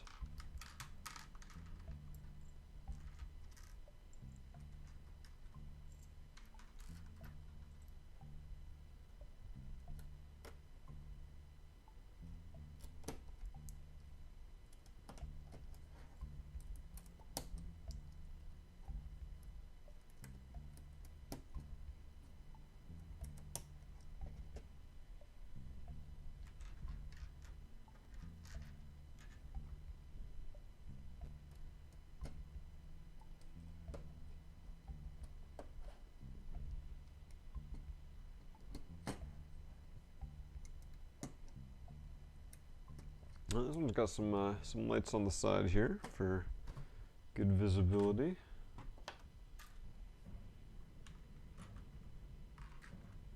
And now we're starting to get into some functions. We've got a clutch gear, which if you're not familiar with it, it's got some kind of rubber friction stuff on the inside, so it can turn with the axle, but if for some reason it can't, like something stops it, the inside can turn independent of the outside. So that keeps things from gumming up the works and causing too much stress on the whole mechanism and causing things to pop or break. Definitely something I wish existed back in the day when I was first exploring with Technic and motors, because if you built it wrong and the stresses were too much, your model would just end up kind of breaking apart in front of you.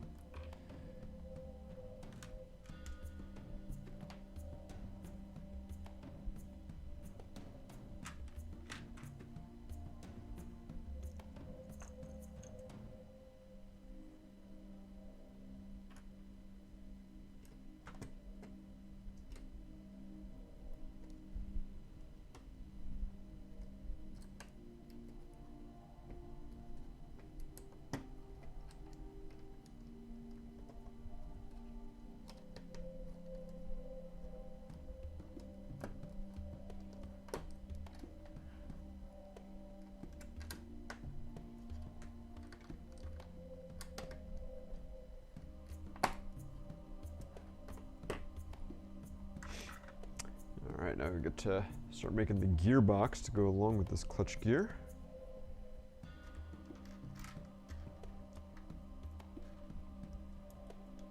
Start getting some of the cool nuts and bolts.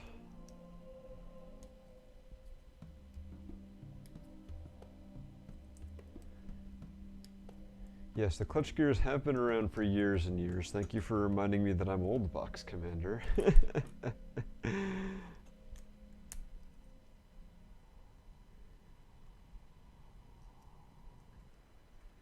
back in the early 90s when I was first getting into Technic, I definitely did not have any clutch gears.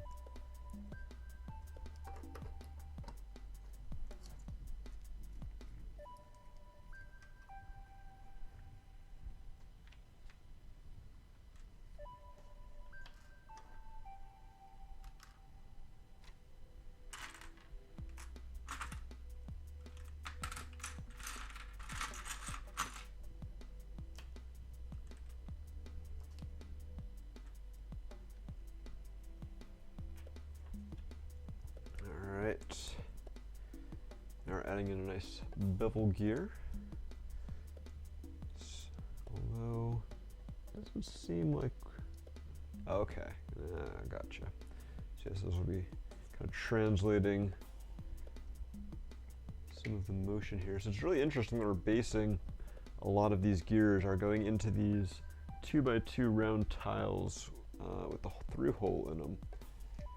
So assume once we put some stuff on the top it'll go better, but you can see now when this gear turns, the clutch gear, it spins this little 8-tooth gear, which spins the bevel gear, which spins that black gear, and so this thing in the front goes. And this is probably where the motor will go if you motorize it, otherwise there'll be a hand crank component.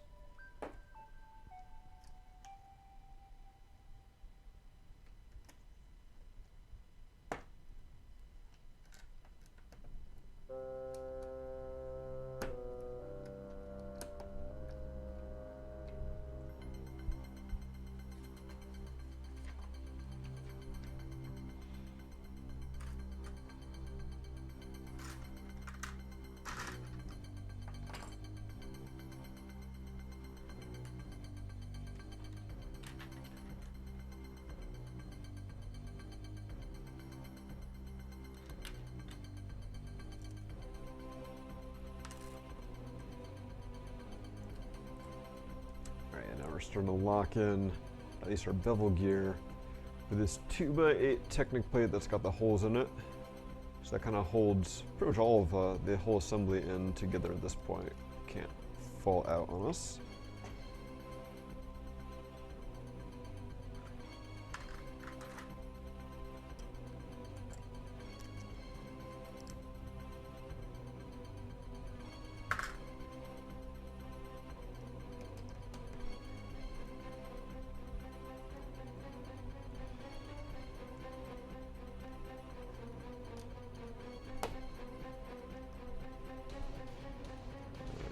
Getting away from little technical aspects and getting back to the aesthetics. We get to use up our last stickers to make some more mud flaps.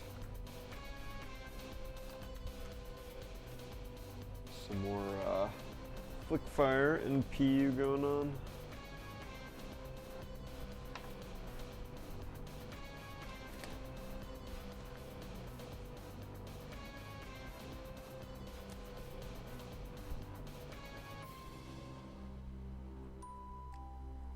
It's kind of interesting that the actual mixer ride itself is not going to have any stickers on it.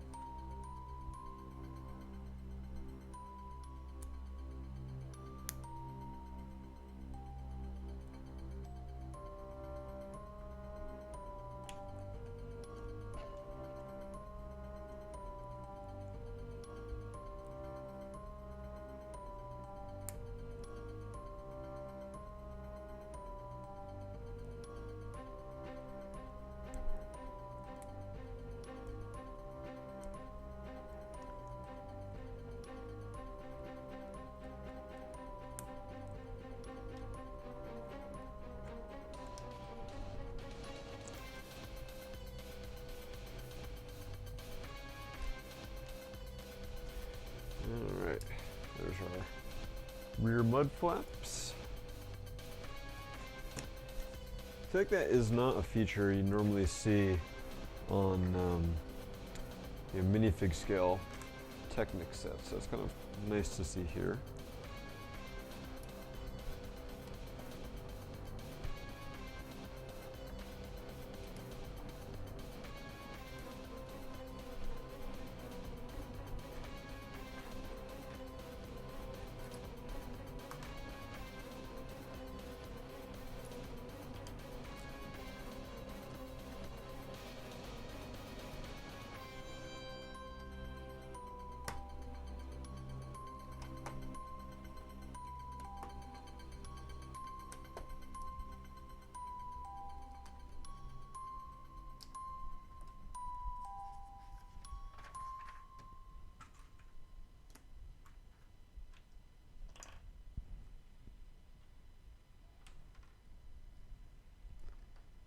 Definitely feels like we're starting to make some good progress and a good dent in all the parts here. Making it easier to find things. Which of course means that, once we're done with that, I have to open up the last set of bags and I can't find anything again.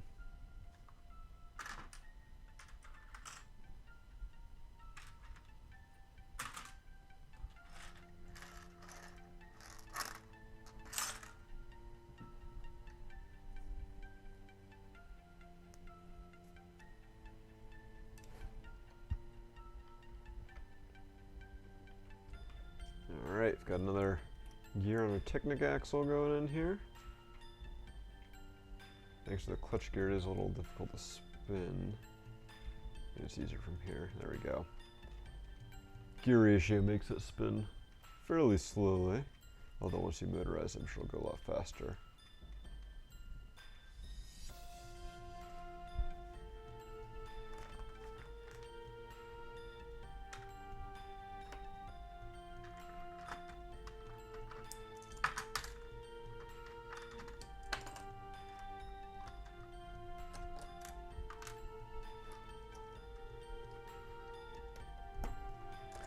Another 1x8 Technic plate with the holes in the middle to help lock all those gears down, including that new one that we put on there. So nice and secure. I see it. Now once you can get some more torque behind it without worrying about it popping out. There we go. I can see it go. You can hear that clutch gear moving.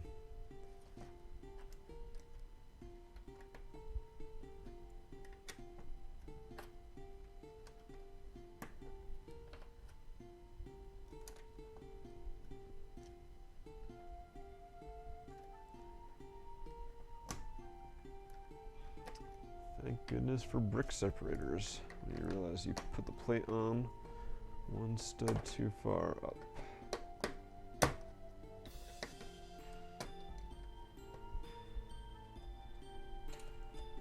Get back in the cup now, brick separator. You've done your duty.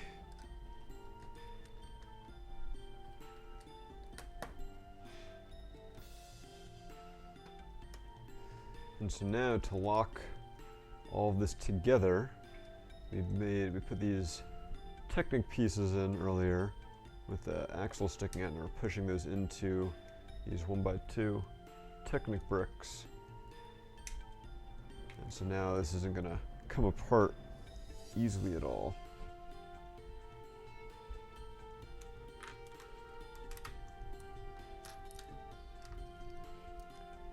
So this is the basic platform, I guess, that the mixer is going to be spinning on. So now we have to tile it all so it has a nice smooth surface. And we're using a lot of grill tiles. And if I remember correctly, the reason for the grill tiles versus normal smooth tiles was to give it a little bit of friction. Because as you'll see, the mixer, part of the mixer mechanism utilizes some rubber tires. And from what I remember seeing from the sketch models that Jamie was showing off at Brick Fair New England many years ago, having smooth tiles was not giving it enough friction for the tires to turn and actuate some of the other features of the model. So the grille tiles aren't just to look good, they're actually an intrinsic part.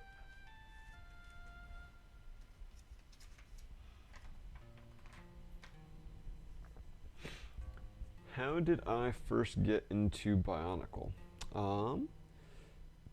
That would be courtesy of the Lego magazine from back in the day. You know, I was subscribed because I was a Lego loving kid. And an issue came out, and on the back cover was this ad for this new line. It was the, I forget what it was called, it's like the preview pack or something that included Tahu and Vekama. And it was like $10 for the two sets, and you know, they're kind of advertising it as getting early access to them. And I'd been into the Throwbots, not so much the Robo-Riders, but I'd been into the Throwbot sets before that. And I thought they looked like this was like a cool evolution of those Throwbots, and you know, they seemed like they were cool characters, but they had like gear functions and stuff in them, and there's something kind of like a story element behind it too. I'm like, all right, I'll check this out. And I cut off the little thing on the back of the magazine and mailed it in with my $10. Because again, I'm old. And that was how I got my first two Bionicle sets. And never looked back since.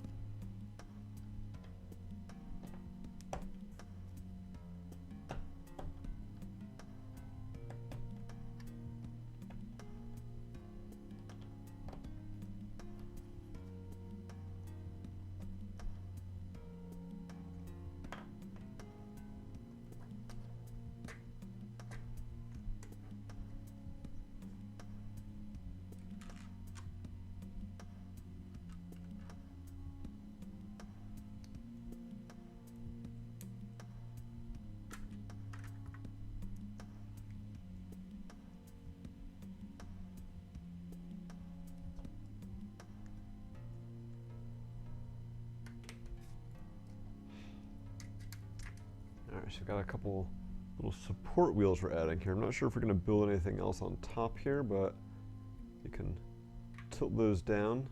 So I guess when you decouple from the truck here, it'll still have some support, especially if you're adding this big ride to it. You're going to want more than the tires in like the front and back to keep it strong.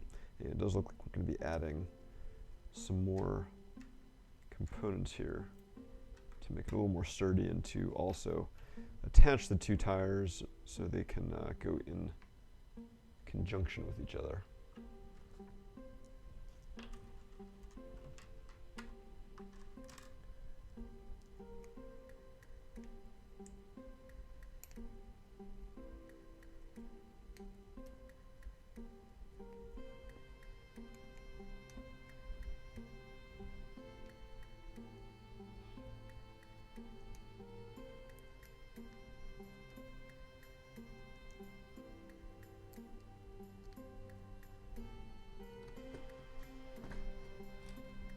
So yeah, now we've got this bar here, so you can move them both at the same time. Oh, and even adding a little more.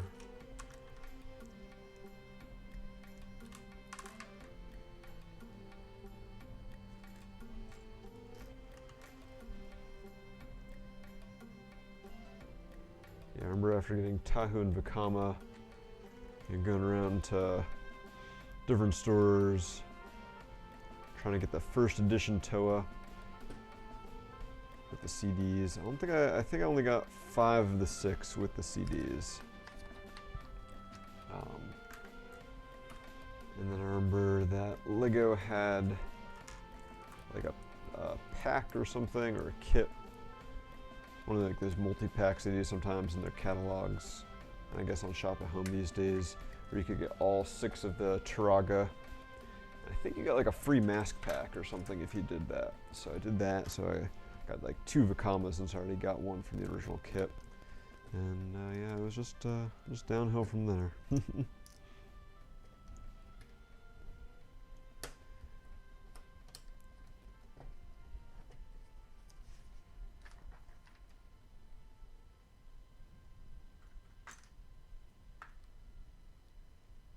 That's the wrong piece.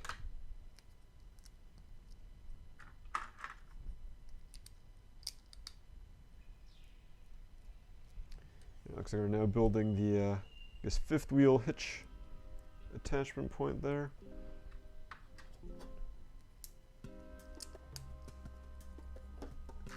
How it's going to connect to the trailer, or the truck, sorry, that we built before.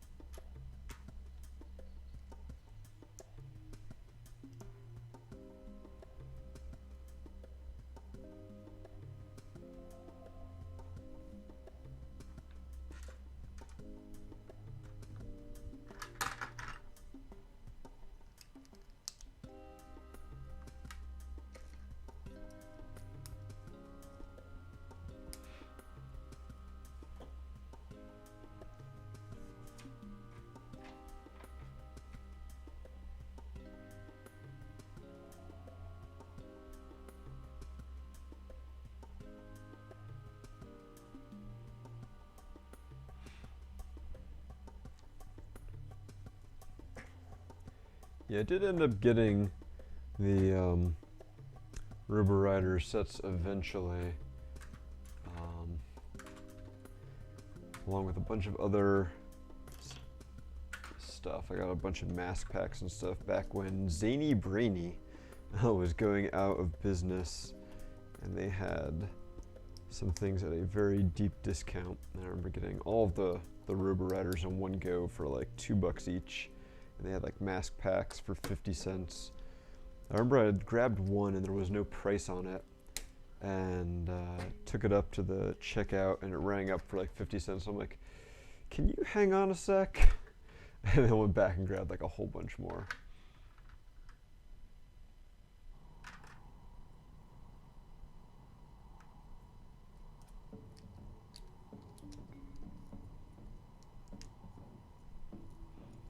Okay, so I was wondering what the turntable piece was for. So we're attaching this on here now.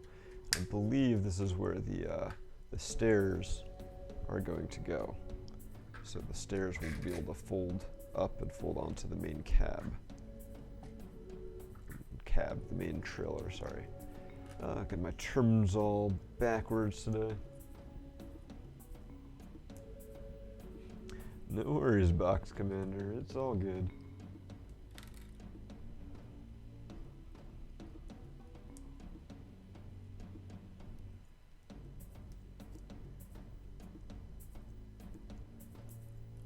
Yeah, see, I was already kind of on the upper end of the age range for Bionicle when it came out.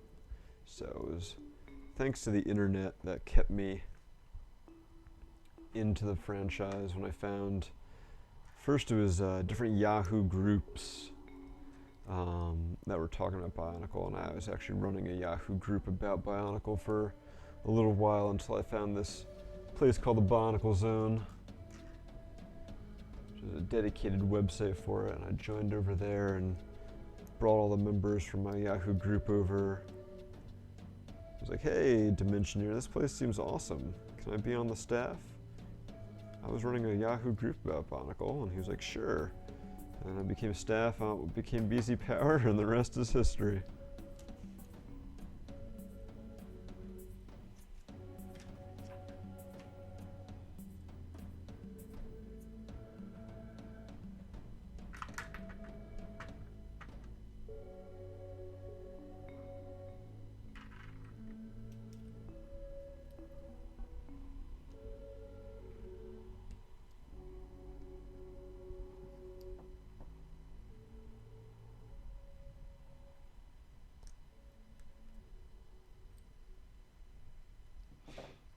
This trailer is looking pretty close to done, but I still got a lot of parts left. Let's see what other details we're going to be adding onto here.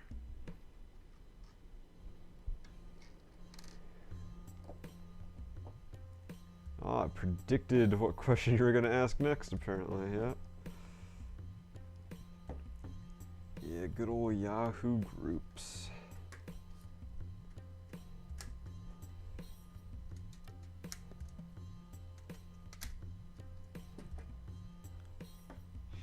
Alright, so we're kind of at our, I guess, final height for the trailer. So you can see that like the stairs can fold up. I'm not sure exactly how they're going to go, but then the wheels can fold down. I guess maybe the stairs will go like that. Something like that. Or maybe they'll go up the other way. But then if you don't have these wheels down, the stairs are kind of at a weird angle, so you have to fold those wheels down, and then it kind of makes things nice and even.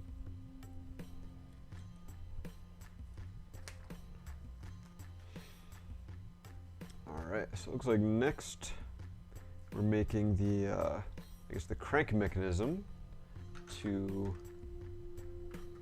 move the, to make the mixer mix.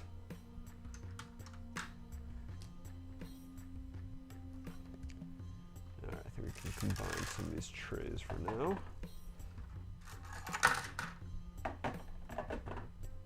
It's a little easier to find some parts.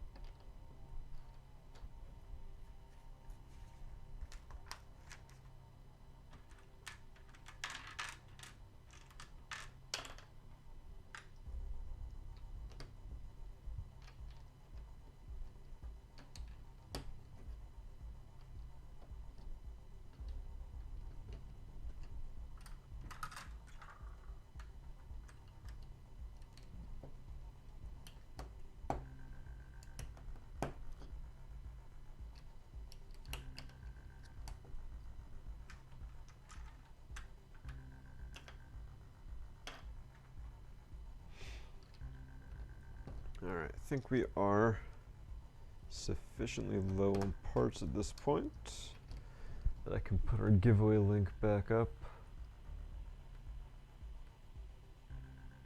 So if you've already entered in our giveaway for today, you don't need to enter again. You're still good to go. But if you have not yet entered, now would be a great time to do that, so you could win some free Lego.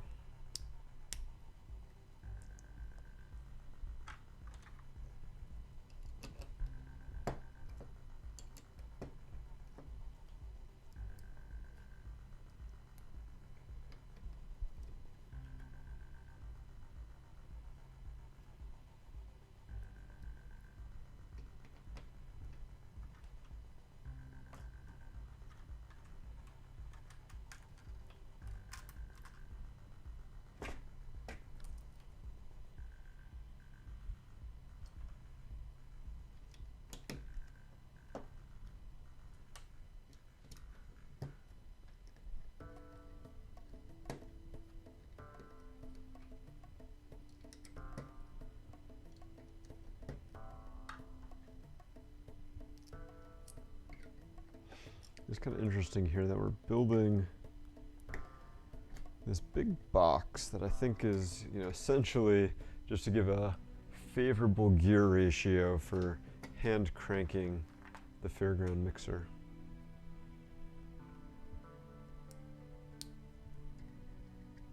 here's the hand crank.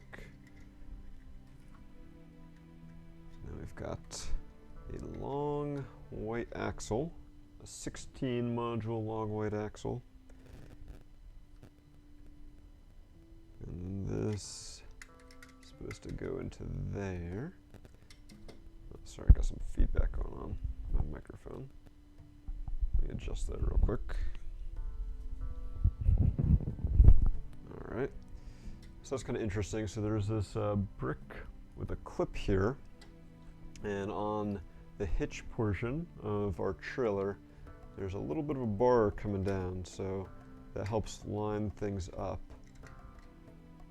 So once you get the axle here into our coupler down there, which is a little tricky in of itself, then that clips that into place, so it becomes one fairly stable unit. And then you can spin that, and as you may be able to see, that red axle at the end there is going. And apparently that's it. And I gotta just a bunch of extra little parts again. Alright, let's see if we can show off that spinning feature.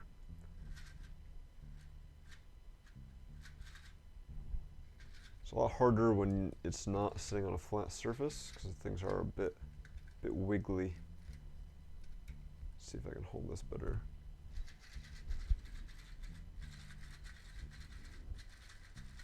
There we go.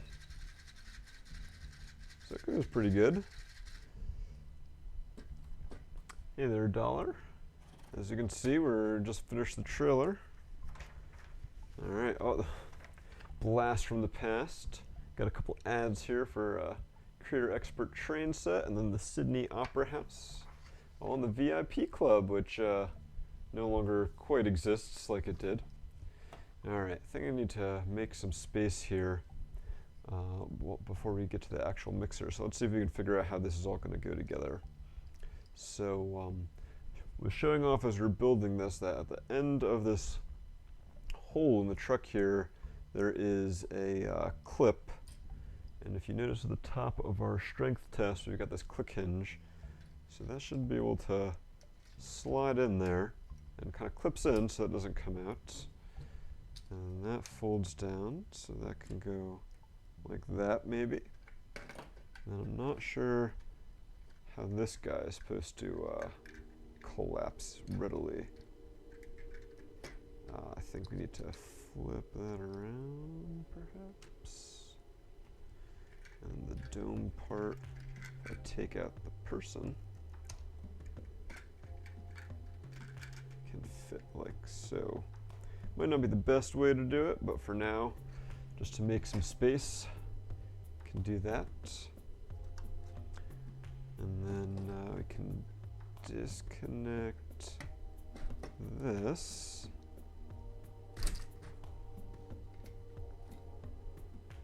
And see how, yeah, so you've got this axle coupler here that bar just kind of rests into. So it's not a very strong connection, but it's enough to be able to roll this thing around. So let's move our attractions truck here, our tractor trailer out there. Get a couple minifig stands back for the figs before.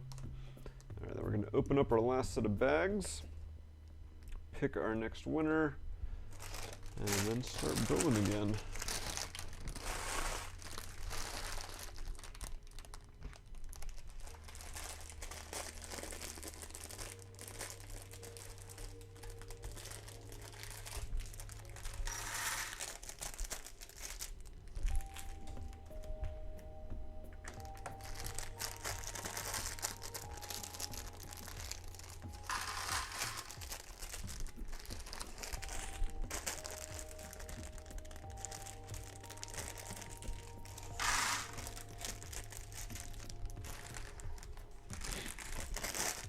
noticing it looks like these two bags are identical with lots of seats and chairs for the mixer. So we're gonna combine those together.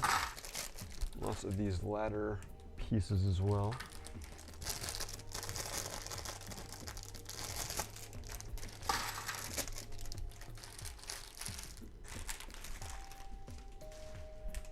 Yeah, I have no idea how you would figure that out, Box Commander, who did that sound design so long ago.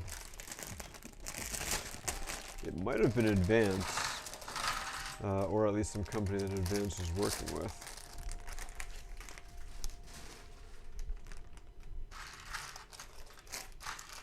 Oh, what a glorious bag full of glow-in-the-dark 1x1 cones.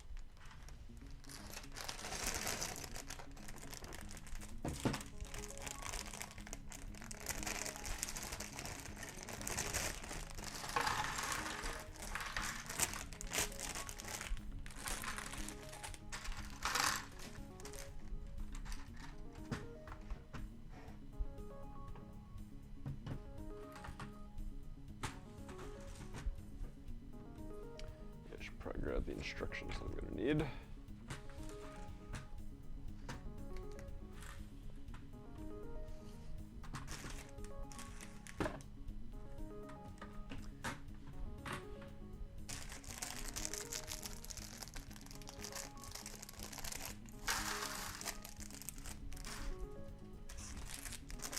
Yeah, I honestly can't remember if there are any credits on the CD or not. Have to go dig mine out.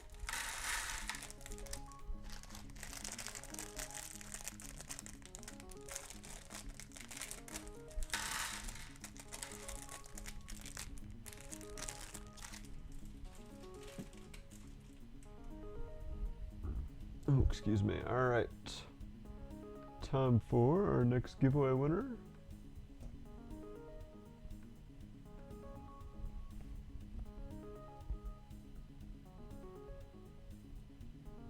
Borak 1, Ponrock 2, congrats. You have won a Jin Urso buildable figure.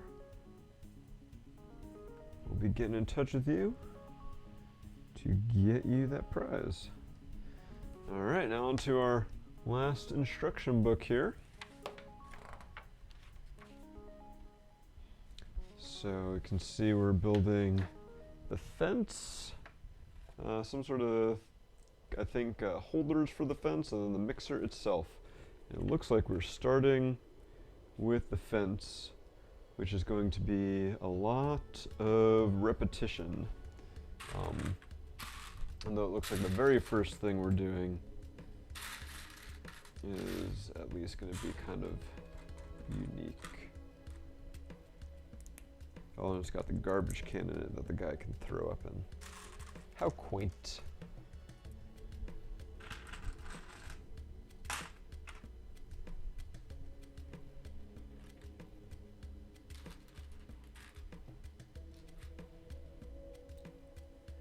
What did he eat that he's throwing up apparently, or some grapes?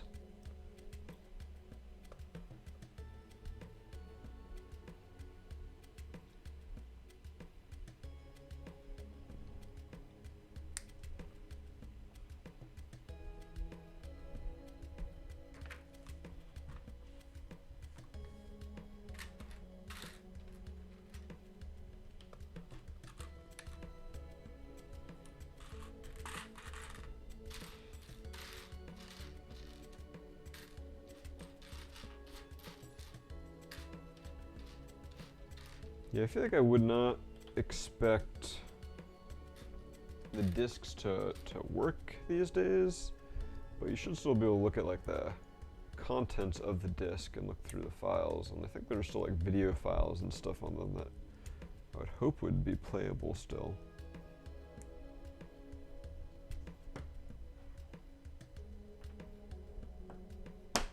Alright, so that garbage can is permanently affixed to the stanchions there.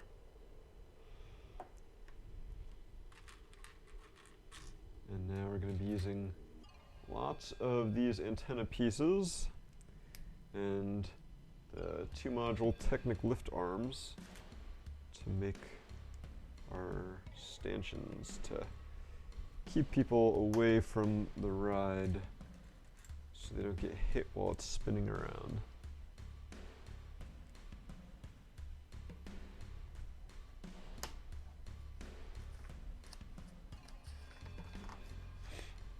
Yes, and now we're doing 14 of these railing pieces. At least they acknowledge, hey, this is gonna get a little samey.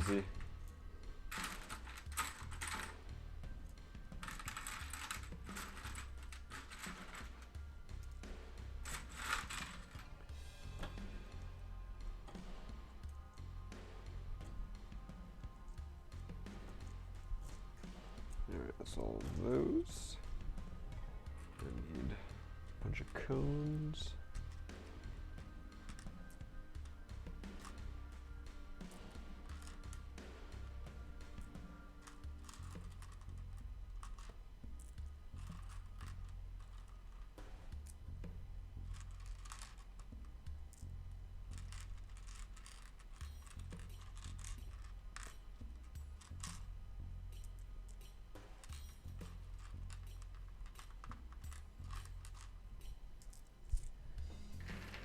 There's the cones. Now I need the Technic lift arms. Thankfully those kind of ended up on one spot in my tray over here.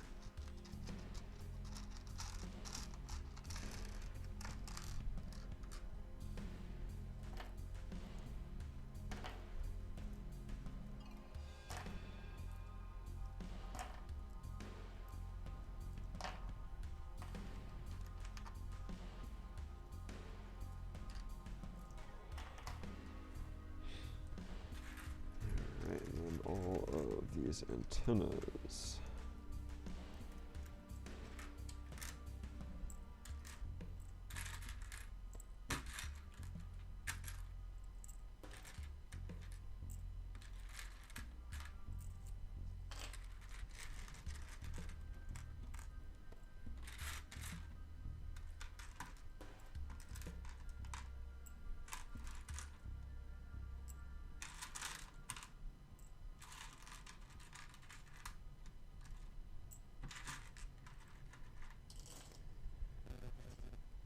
Come on, microphone, why are you doing that?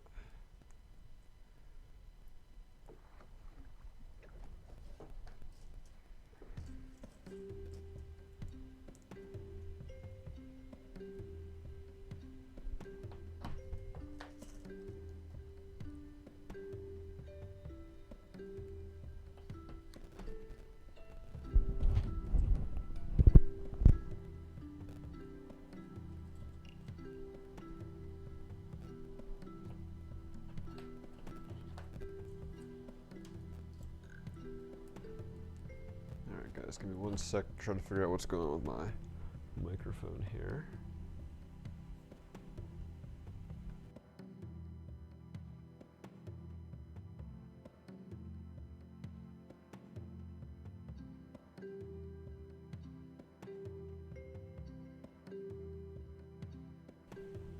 Alright, hopefully it's better now.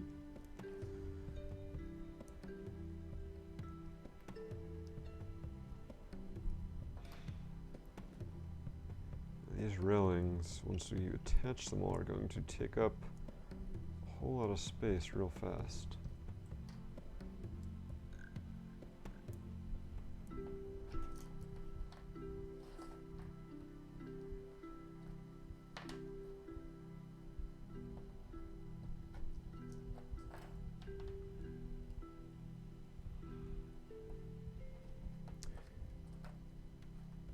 Yeah, I'm not a musical person at all, Box Commander, so I have no idea about the little flute thing from those discs.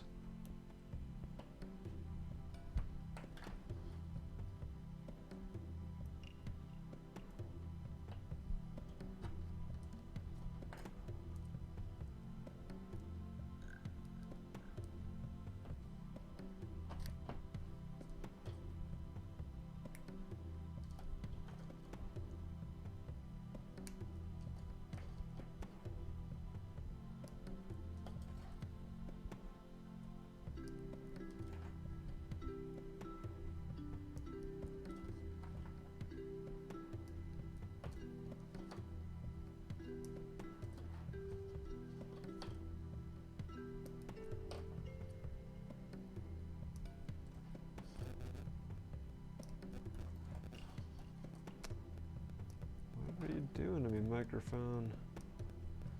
Can you guys hear the feedback, or is it like just from me? It can help me in troubleshooting. Maybe it's just my headphones that are messing up.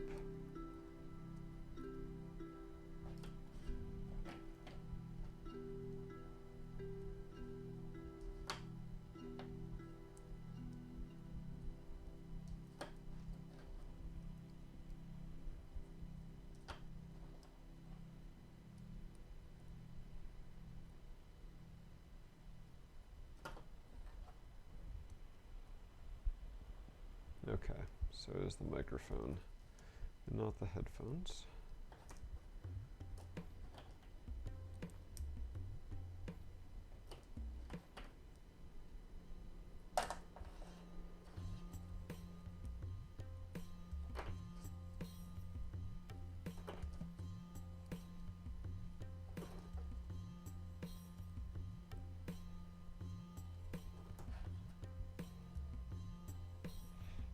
Either I miscounted or I messed up somewhere else. No, I think that's good. Okay, I think I miscounted on those. Alright, now the little glow-in-the-dark cones. So you can carnival at night.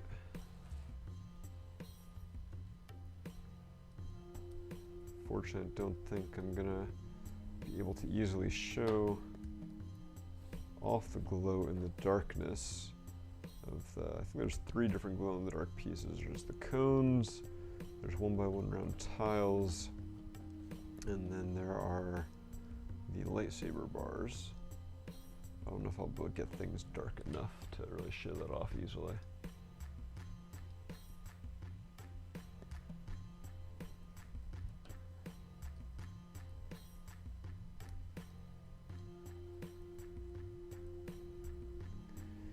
Yeah, so the cones are supposed to be like little lights on the top of the stanchions, I guess, so that is why they use glow-in-the-dark parts for them.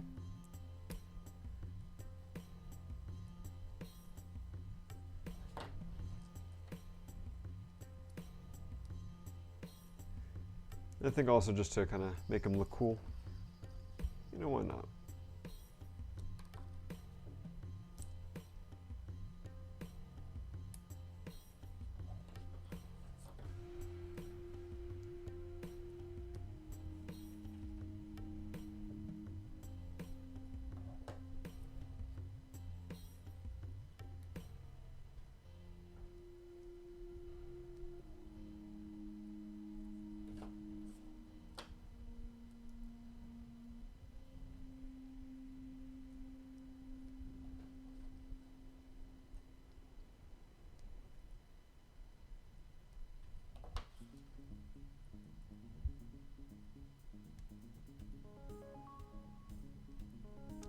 Alright, now we get to connect all of these together, and then to the thing we made before.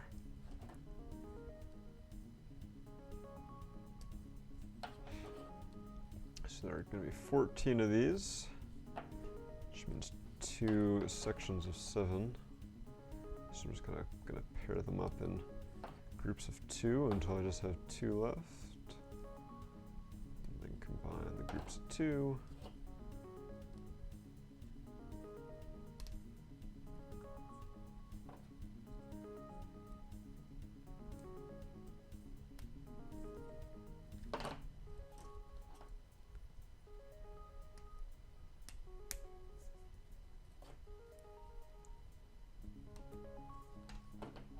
I think with all these trays, I do not have enough space to easily set this all up right at the set moment.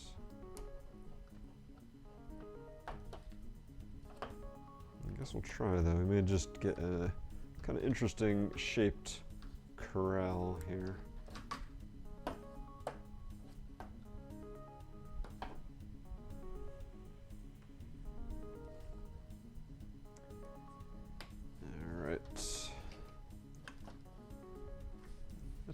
Kind of gives you the idea there.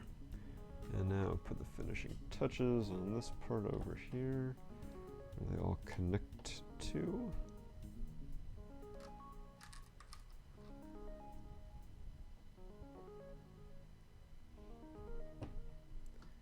it shows you next as attaching this to the trailer, but I don't quite have the space for this. So the nice thing about having the connector points as being these is that it allows you to fold them up kind of on top of each other. So you can get it nice and compact here. Maybe I did this backwards, but there's I think a nice clean way of doing this that will allow you to put this on the back of the truck at some point. That I'm sure they will tell us all about later on. But for now, that gets it out of the way.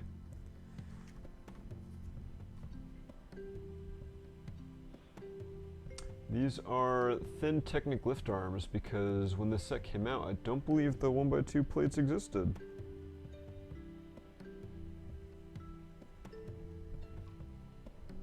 Yeah, this is definitely not the right way to combine to fold it up, but you know, for now it gets the job done. Alright, now I get to make the cool triangular mixer ride that has a lot of interesting technical aspects to it and can't be perfectly symmetric because of how it has to fold up. So this should be really interesting.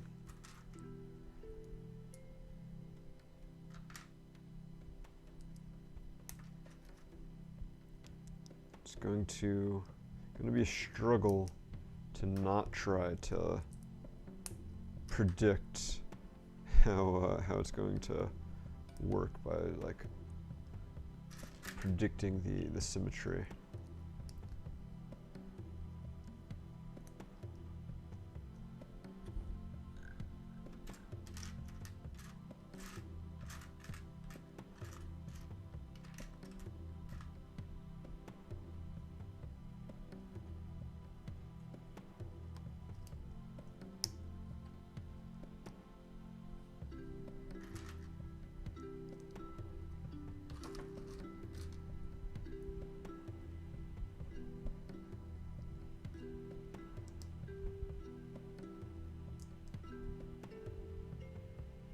See you later, Dollar. Thanks for tuning in while you could.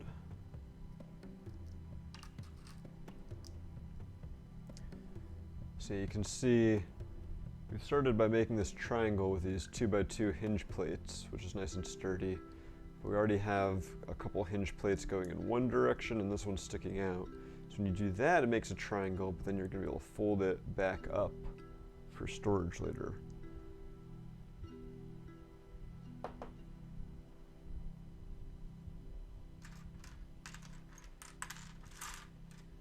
All this is going to fit on the back of that truck.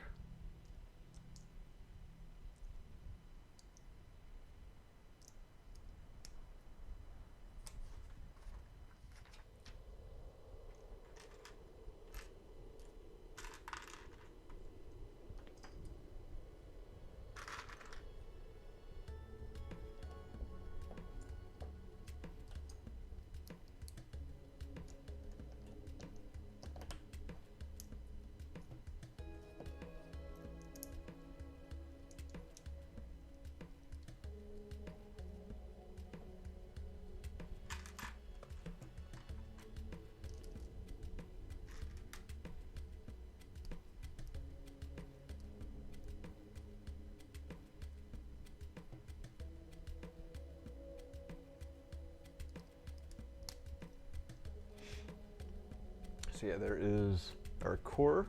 Use some of those Technic bricks with the axle hole and that coupler with like the 3 axles coming off. And that is, I believe, how it's going to attach onto the truck there so it can spin. And then you can see that folding functionality to fold it up. But now we're going right to the repetitive parts, and we're making 3 sections here.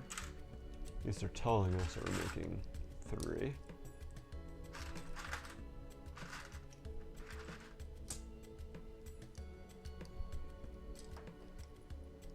At least I guess in this part maybe they're all going to be identical, just with slightly different colors. Got red, yellow, and blue.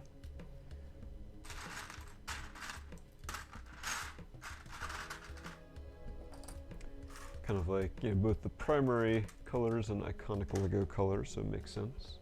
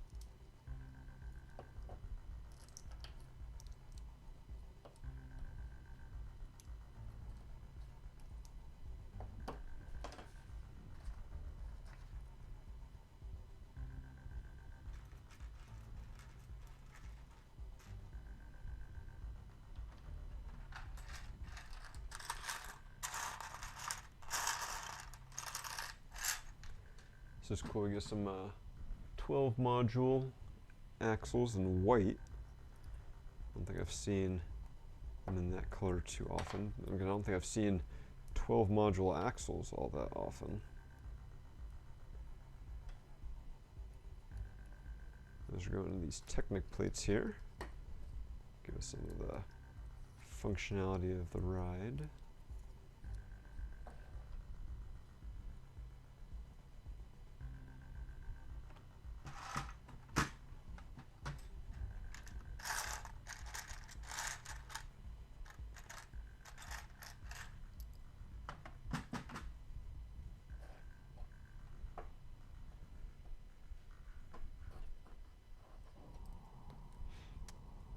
Nice, got the trans clear flywheels. I think those have shown up elsewhere before, but it's definitely a cool, it's always cool to get things in trans clear, especially the things that like aren't windshields.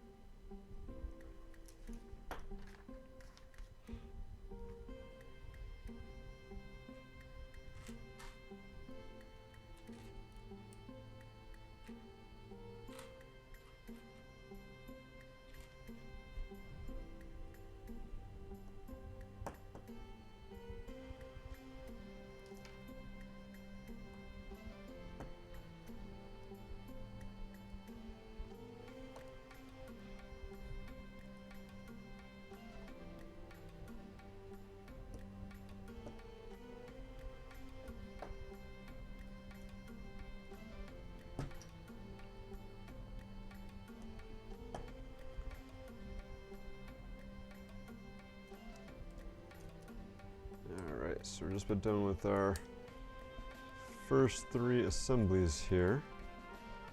We're going to make kind of the core of the mixer. And then we're going to attach them to the first part we started out with, and once we do that, I'm going to show it off. So if you were watching before when I was talking about the tires, you're going to see how that is going to work.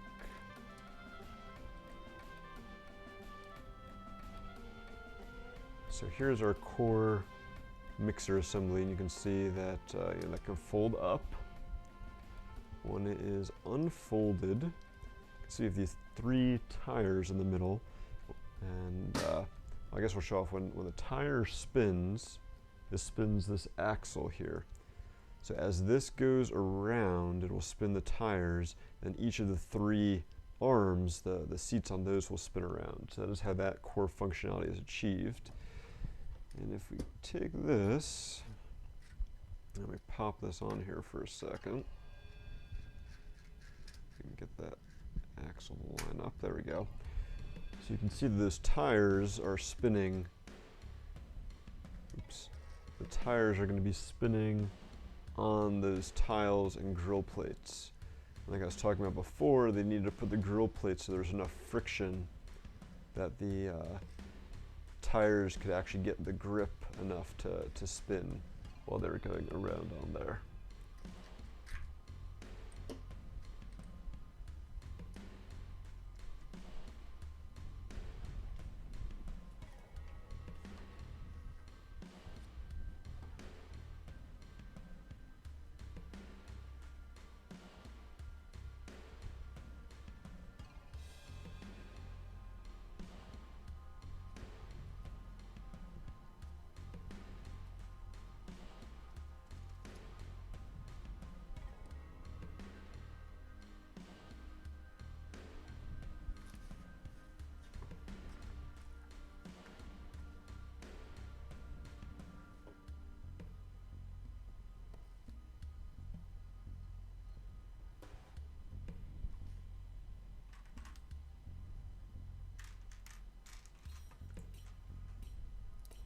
Alright, so now it looks like we're going to be working on the whole assembly for a while. I guess working on the center part here.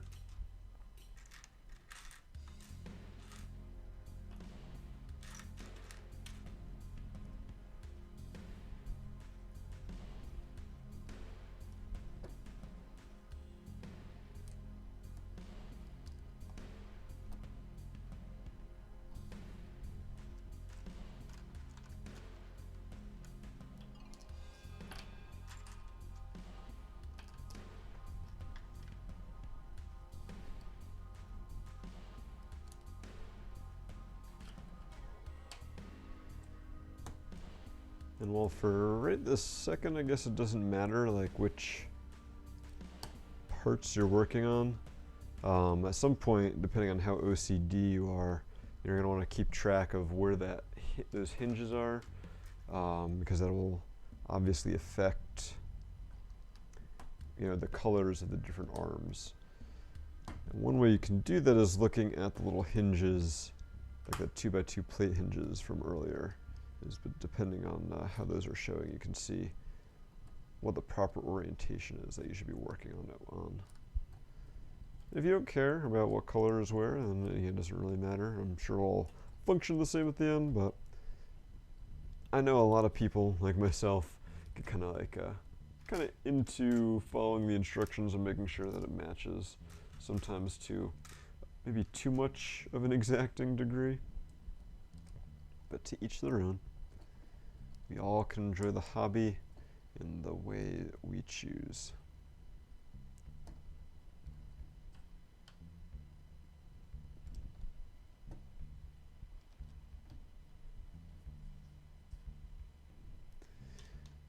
Well, funny you mentioned that about locking the arms in place there, Box Commander. It's like you're reading the instructions along as I build, because that I think is our next step here.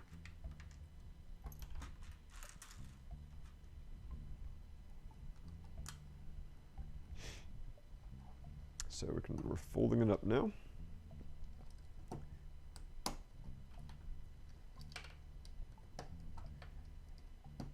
And so we have added some 1x2 plates with clips and some 1x2 plates with bars. So now when we fold it out, those will clip into place, and now it is sturdy and the hinges aren't gonna go anywhere. There may be some additional supports we add, but for now, that seems to do the trick. We are adding some more hinge plates assemblies here for some more strength in the core. Because as this thing is like spinning around, it's definitely going to have a lot of different stresses on it. So you're going to want to make this as strong as possible, I think.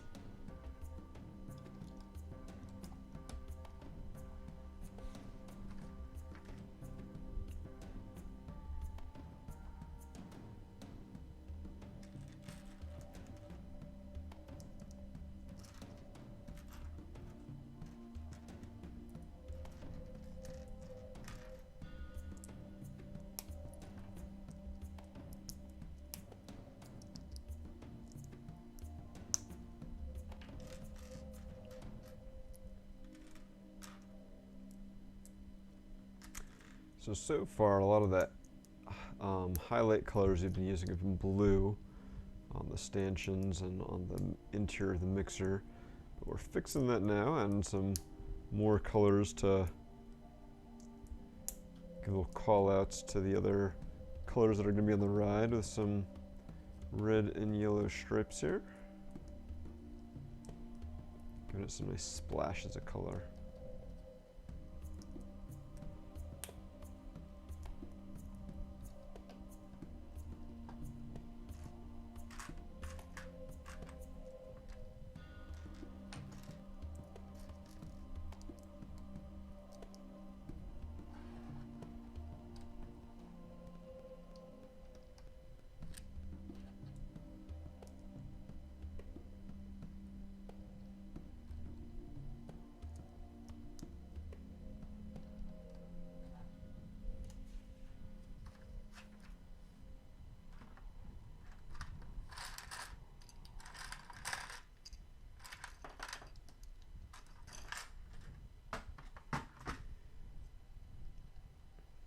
It's really interesting, we're going back and forth a lot between having it unfolded and folding it up. I guess it looks like in this next step, we're going to be adding some more clips and bars on to give it some more strength, so obviously you have to unfold it for that.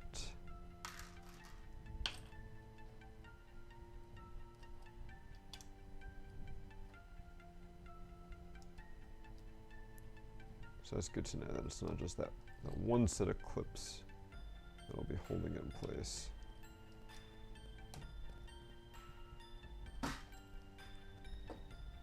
One thing that's kind of cool if you look at the inside here is we're actually insetting those clips into like some slopes, so that when it goes together, it's gonna kind of hide some of that from the outside and make it look more solid. Gives a little more structure there.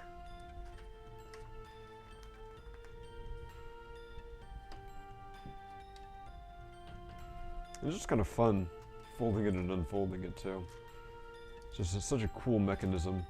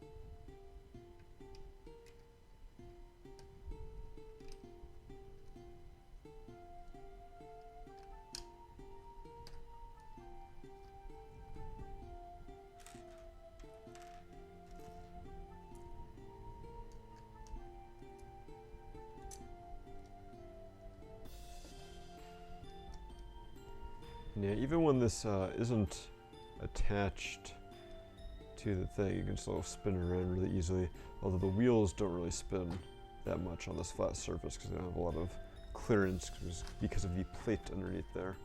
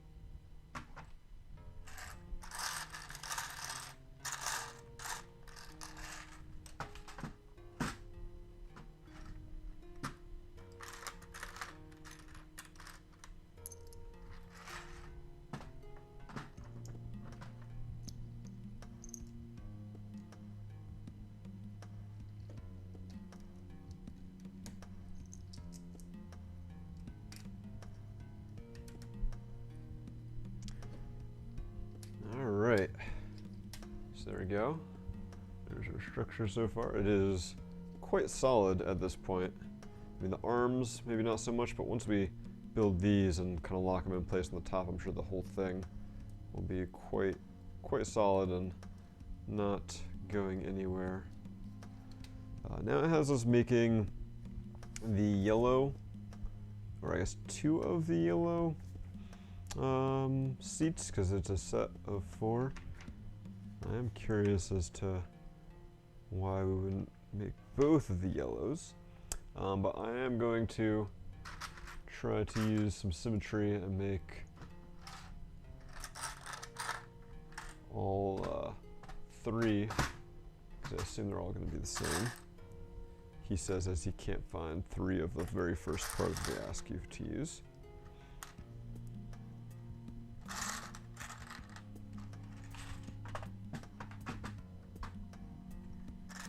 Oh, there we go. Okay. So yes, I'm going to make the yellow, red, and blue all at the same time here.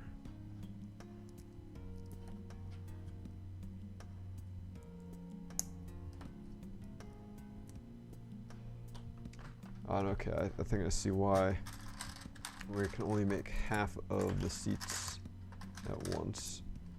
So this will be a cool thing to show off when we get a little further. But again, it is part of like the foldability, modularity of it.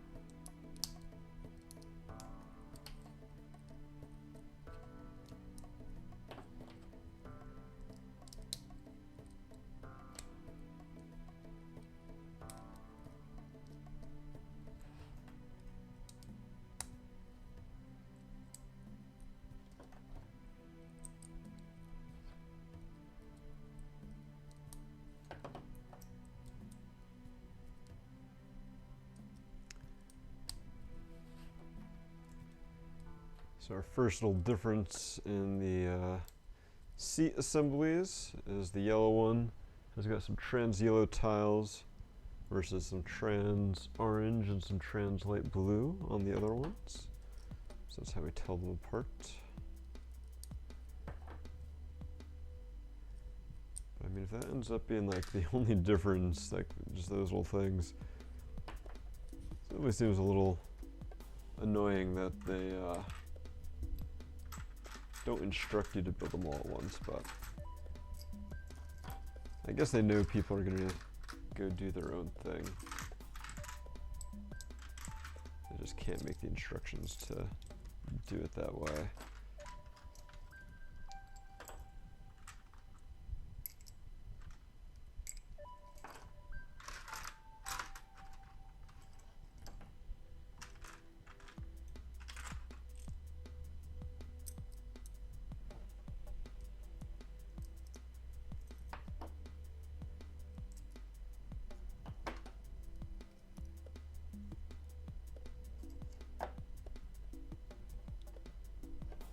I have to make sure I put the right color seats on the right ones.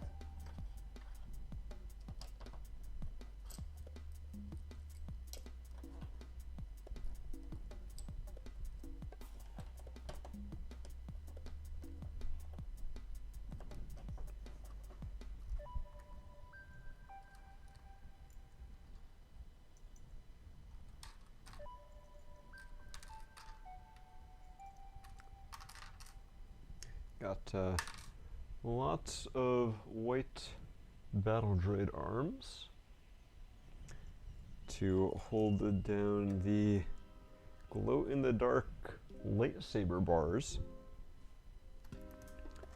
Now I kind of want to find my Ahsoka minifig from Rebels and give her the some glow-in-the-dark lightsaber bars instead of the transparent ones that she had. I think it's going to be easier to attach the arms first and then put the lightsaber bars on so everything lines up better. Because they weren't her lightsabers in Rebels like white, almost like bluish white. So I feel like that would work. The glow in the dark would work pretty well for that.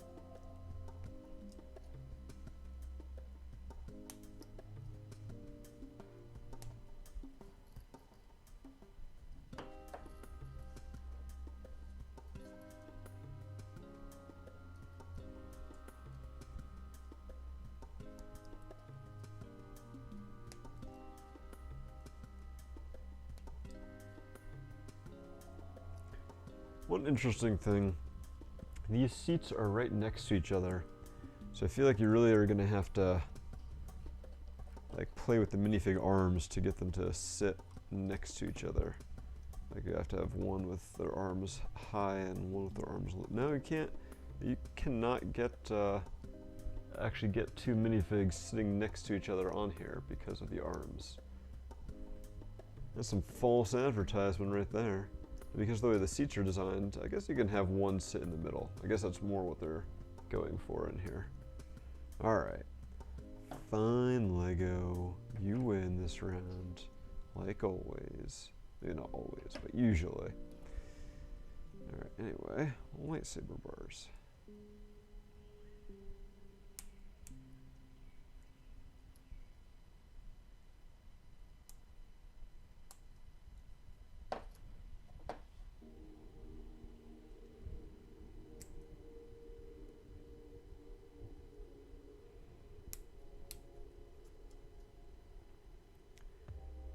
Yeah, I mean, I feel like a lot of people have heard of Jamie Berard as a Lego set designer.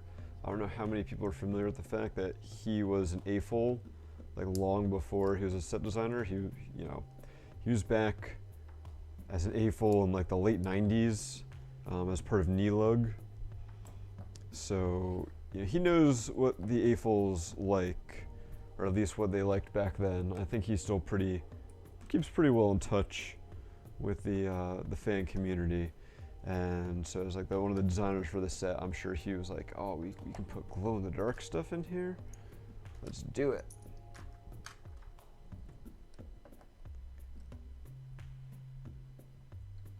Well, and I realized I skipped a step, which explains my seat theory. Because you're supposed to make it so that you can only put one person in the seat with some cheese slips. It says, my bad, not following the directions. Gotta be more like Emmett.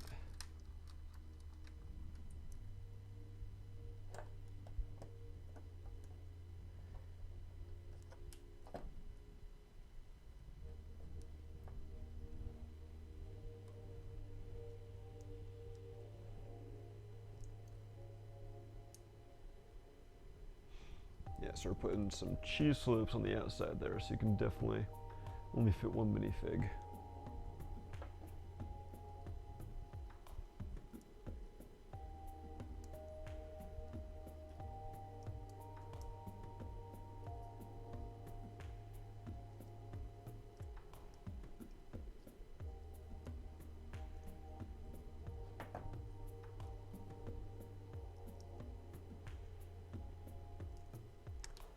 As I put those loops on backwards.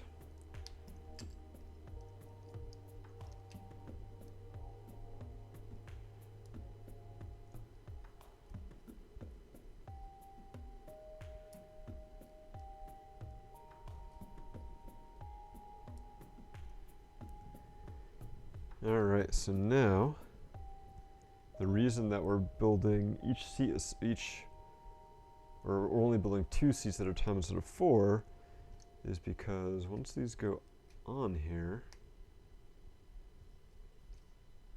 all right, let's see. If we can get, there we go. All right, the second seat, this all has to fold up in the end. So if you have 2 seats, the second one is gonna have to come up and flip over so it can line up with these other ones. All right, now I gotta figure out which color goes where. Yeah, I already built that. Red. Let's go in here. And because this, I guess these are all individually geared, so you can kind of do each one independently. So you don't have to worry about lining them all up with one another.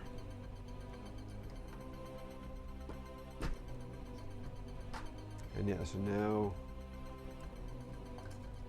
it all folds up like so. And now we're gonna get to build the second set of seats that will go on top.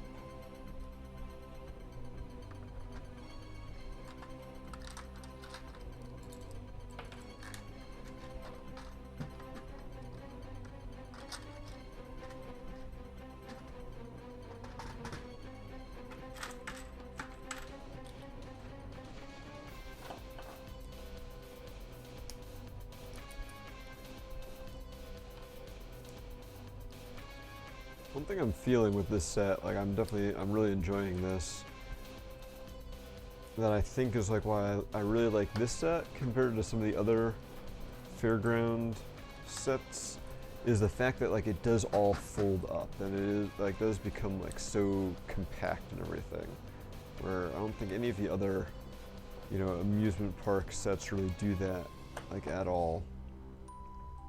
It's kind of a little disappointing. Like, as we were talking about at the beginning, the Grand Carousel kind of started this sub-theme, but it was the Fairground Mixer that really kind of kicked it off with a bang 4 years later. And, you know, this kind of kicked it off with this idea that it's like this traveling fairground. It's going to like different places. And they just kind of lost that real quick with like the subsequent sets, which I found I guess a little disappointing.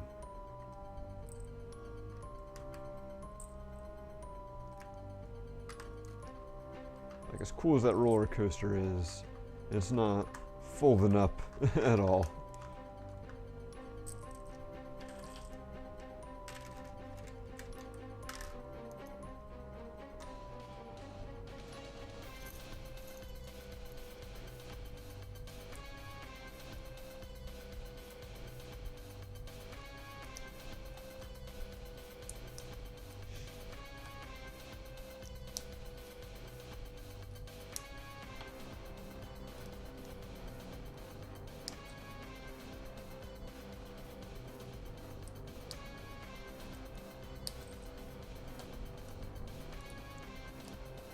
How much more awesome would the Ferris wheel set be if it could fold up into compact space?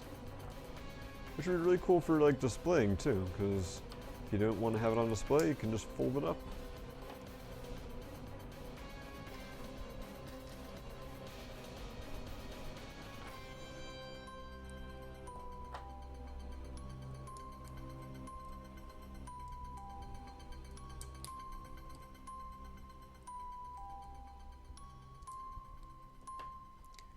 Or you could have it on display folded up. And then when someone asks you, hey, what's that? You say, oh, you just wait. Then show how awesome it is when it unfolds.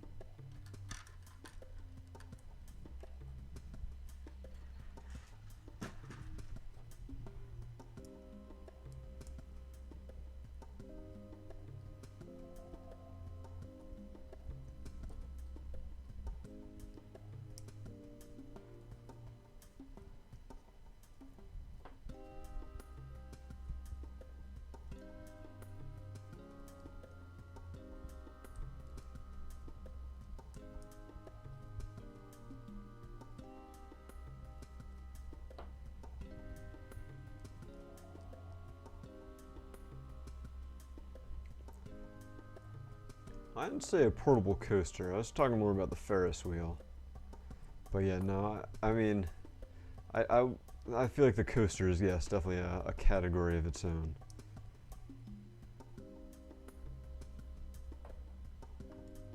An awesome category, to be sure. But just one that, like, it's cool and awesome, but man, I already have enough big sets that I have on display, and that one is just like so huge, and like so much of it is like empty space that it makes it like harder for me, I feel, to like justify displaying it if I were to have it, because there's just so much empty space.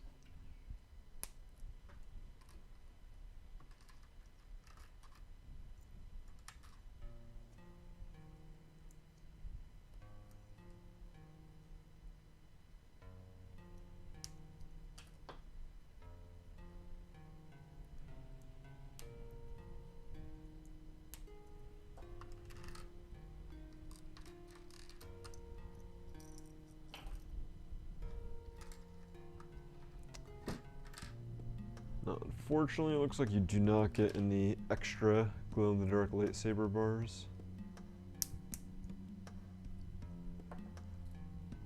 So I'd have to cannibalize this set I'm just building now to give Ahsoka her lightsabers. I'll have to see if I think it's cool enough to justify.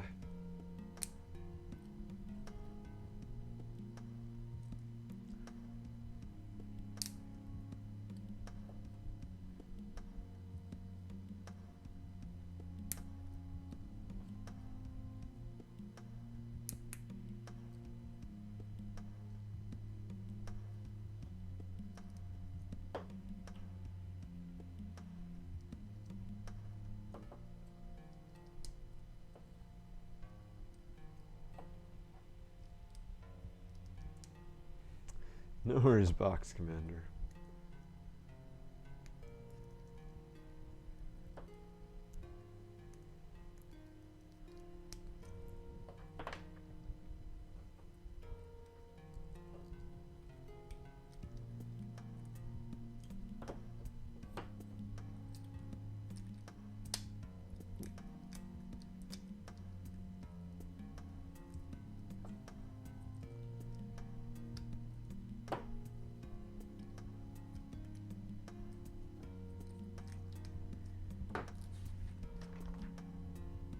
Alright, let's unfurl our mixer again.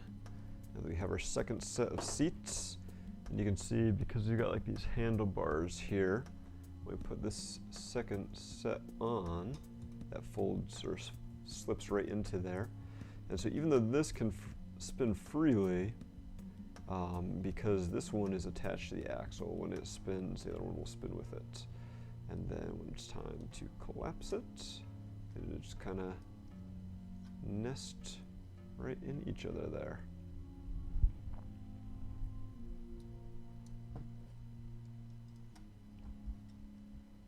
So you might have to play around with like the handlebars a little bit to get them to do their nesting action, but they do indeed. And then can fold it all up. Like, how awesome is this? This is like an entire fairground ride like that. Yes, then do it for red and blue.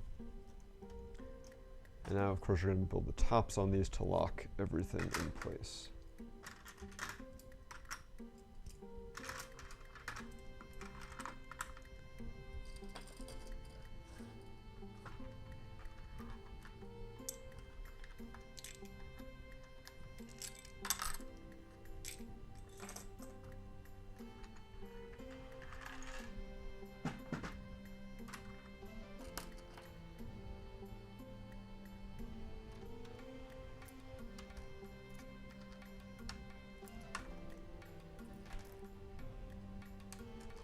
Breaking out the glow-in-the-dark 1x1 round tiles, finally.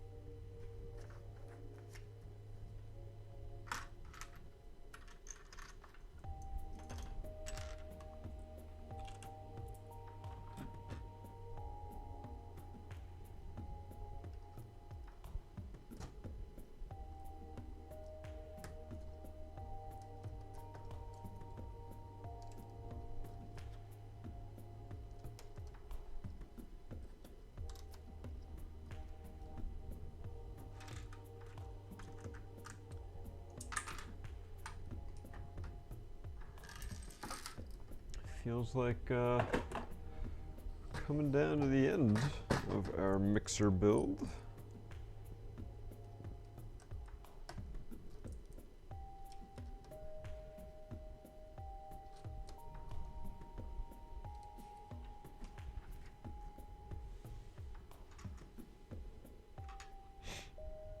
Of course, once we finish building it, then we get to show it off, we get to motorize it, so there's still a good bit left to go.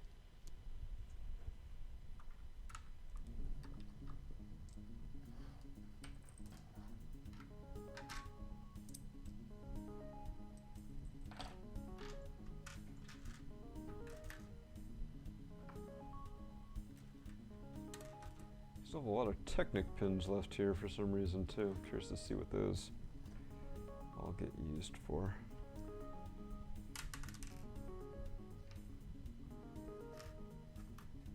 Oh right, that's right. We have to make the thing that contains the stanchions, I guess, I think is what it's gonna be.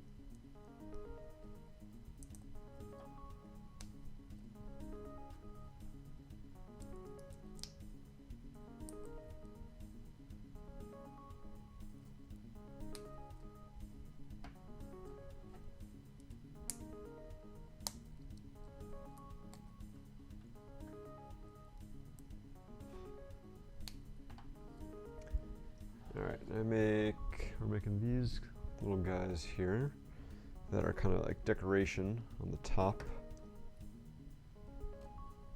So when we fold it out, it'll look really cool.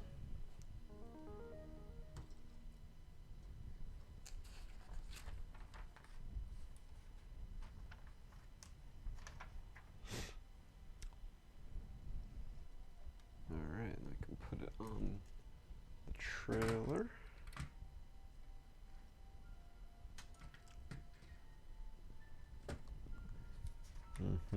Alright. So we're going to save our final reveal until we're done building.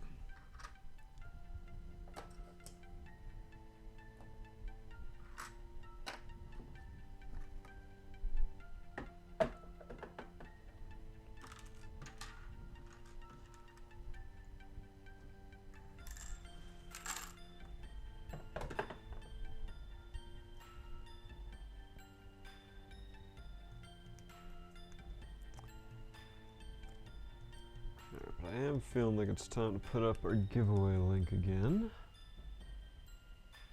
Where'd that go? There we go.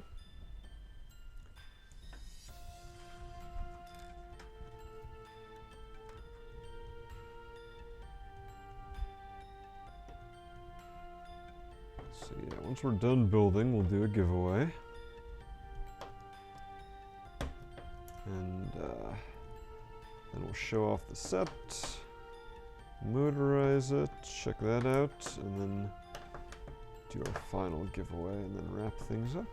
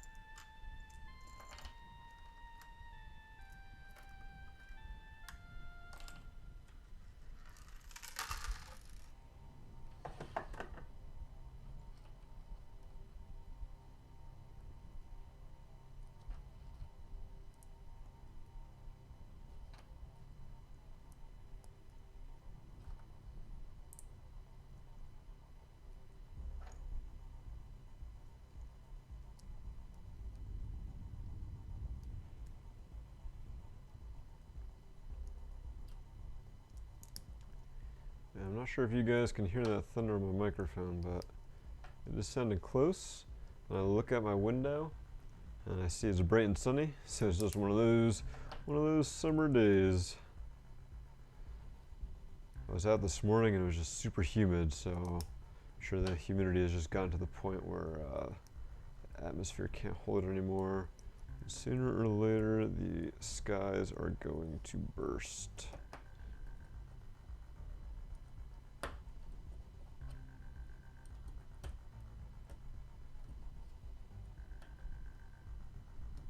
All right, and I think with that, that's it for the instructions. All right, so let's see. I'm gonna start by packing everything up. I guess I did say something about doing a giveaway. I guess we can do that in a sec, but I kind of want to pack things up. All right, so the right way to pack this up is the dunk tank goes in first. Or I guess the ticket booth slides in, and that clips in. And then you can put all of the little accessories and stuff, the hammers and the balls. Just like shove it all in here.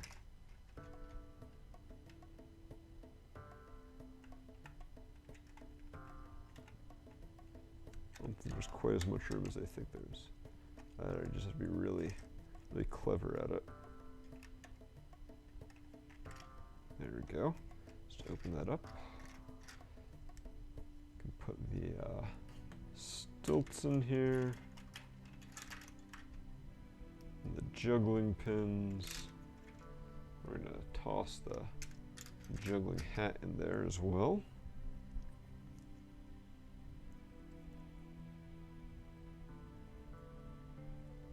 Alright, so that's the truck.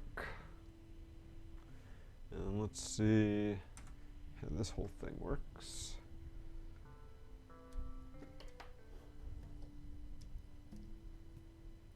So disconnect the little trash can bit, and that goes on the crank mechanism,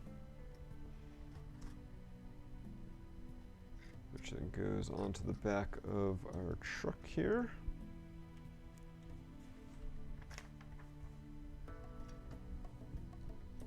And then for this,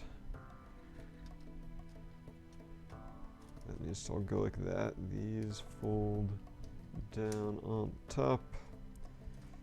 The wheels, when they fold up, they help lock things in place, it would seem. There we go, so they can't slide side to side.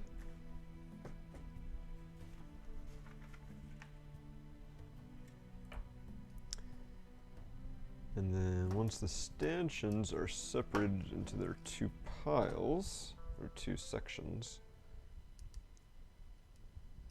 they can slide in here. There we go.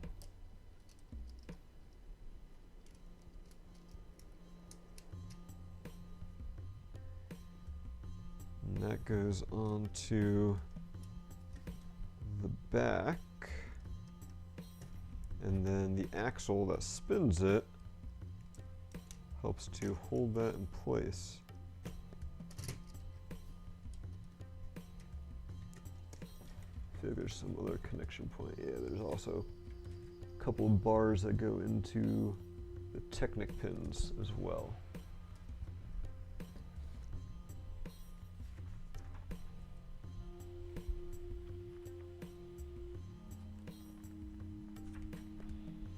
Alright, so I said we're going to do a giveaway. So we'll do a giveaway, and then we're going to undo everything we just did and set it all up and see how it functions. So our third winner for today is going to be Dollar. Congratulations, you won a Death Trooper buildable figure. So we will be getting in touch with you to get you that prize. Realize I didn't look at how, I guess the stairs just fold up like that.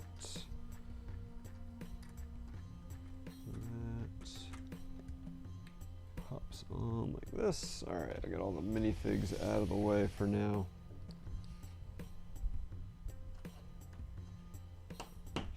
All right, so here's the Fairground Mixer. I'm gonna keep these instructions off to the side for the motorizing. But yeah, it comes into town in 2 cars, 2 trucks. Pretty nice and compact, which is pretty awesome.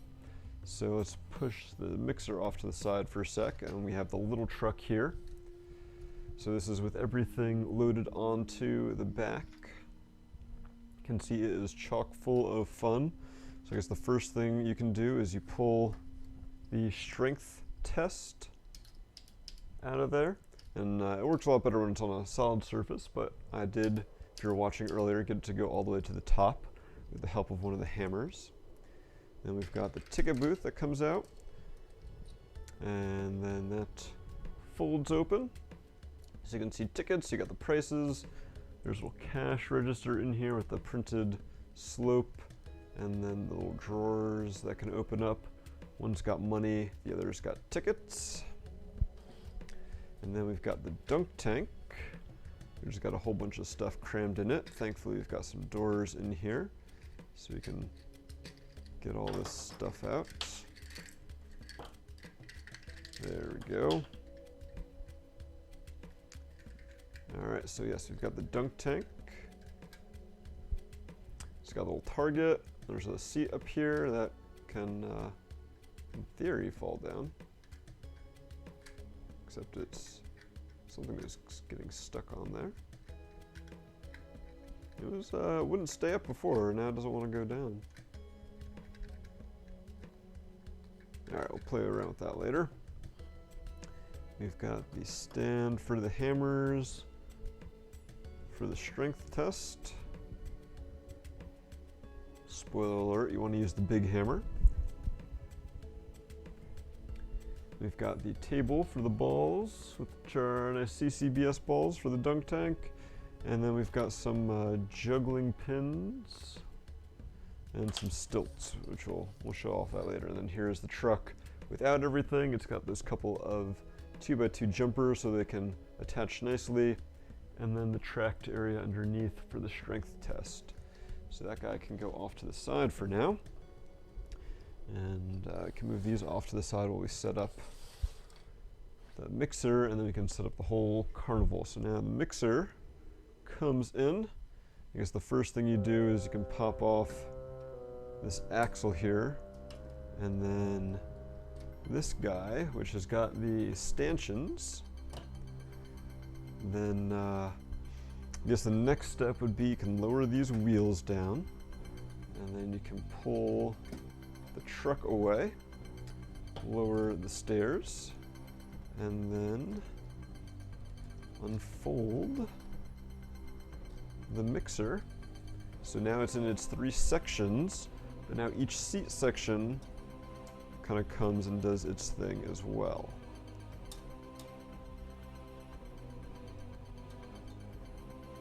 And then last but not least, up top, these things come up and give it that cool look there. And now you can see as it spins, each of the individual chair sections spins as well.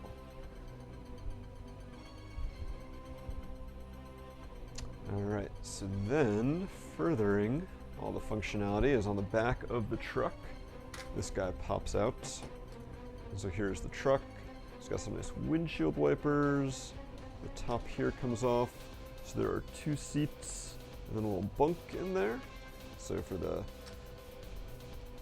Fairground team to drive through the night. All right, so now that we've got the mixer set up, we have our axle here, which goes into there, and then our crank gearbox goes like that. And we're gonna just kind of do this a little backwards so the crank is facing me. We've got a little garbage can that has these clips, and then out of here our stanchions come out. I believe it shows once this is done you can put that on that truck over here for storage. And then these guys unfold. And there are clips somewhere. Yeah, I got some clips over here built into the mixer.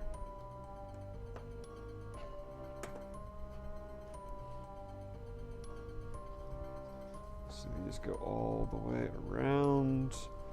And then on the other side, connect to the trash can. We can kind of make it look a little pretty here.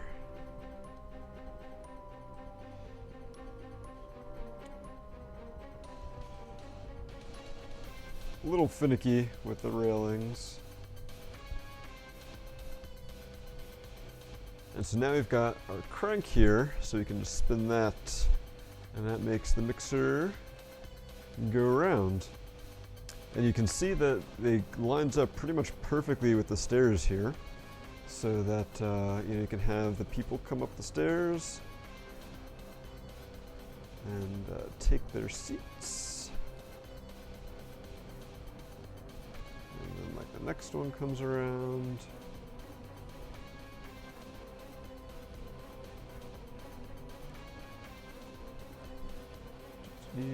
Curious to see how this lines up, how everything lines up. Is like if the next time this comes around, if it's gonna be the same seat that comes in front on yellow. Yeah, so you can only really easily, I guess you can individually spin each one of these to line up all the seats. Another interesting thing is, since this is from 2014, before the new Harry Potter sets came out, the kids have short legs. They can't exactly sit, so they have to stand on here. So let's load this up with some more kids, just more people in general.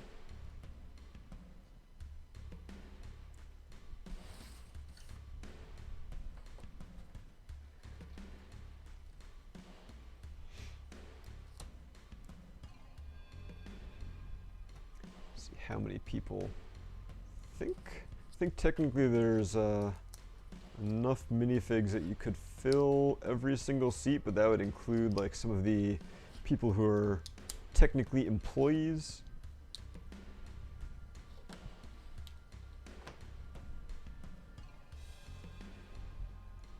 So we'll see how many of the seats we can fill.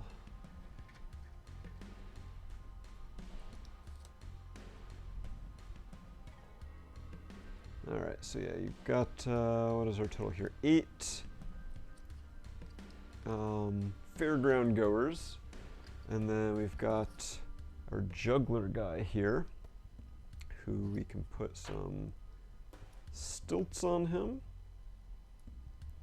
And then he gets some juggling pins. And he gets a new hat. Where does his hat go?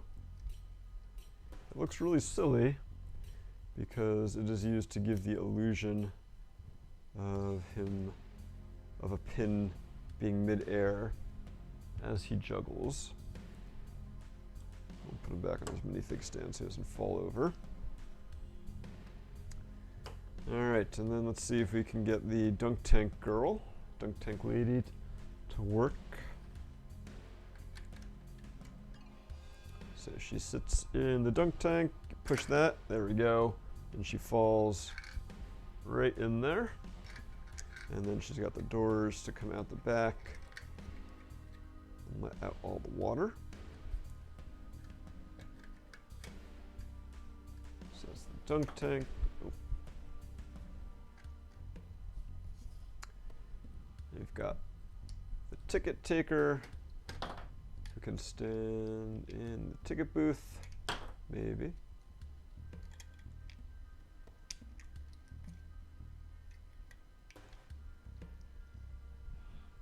And take your money and sell your tickets.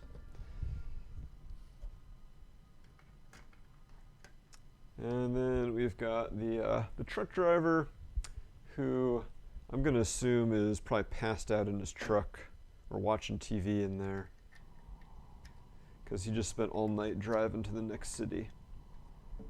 And so yeah, you can see a little cot in there.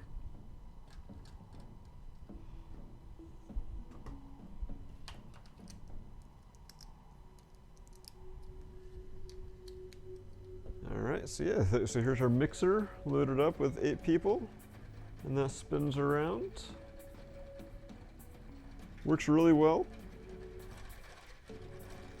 You can see why that one guy gets motion sickness, but you know, your hand gets tired doing that all the time.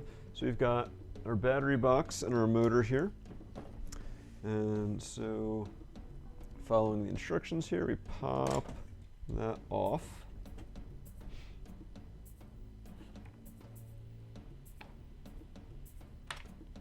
We need to get a 3-module axle.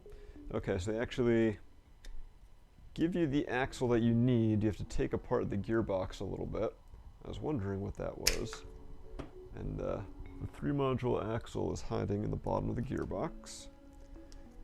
So a little bit of deconstruction there. And so you put that on our motor, and that slides into here. There's a couple of Technic pins already in place, and then we just connect it to this, I think. And that should be it. So let's see what happens when we put the power functions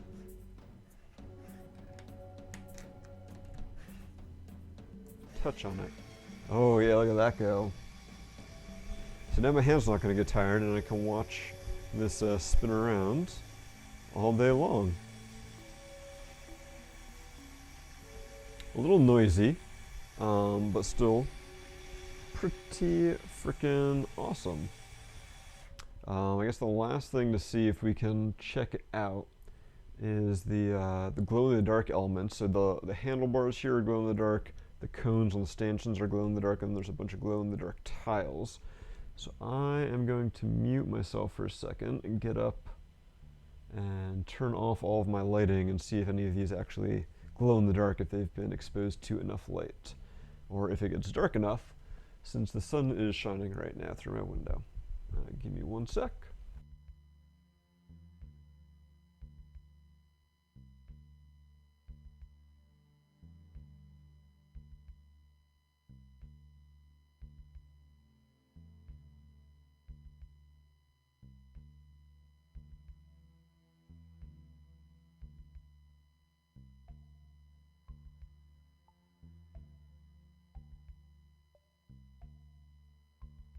Yeah, so unfortunately it looks like it's not quite dark enough in my room with the light coming through the window.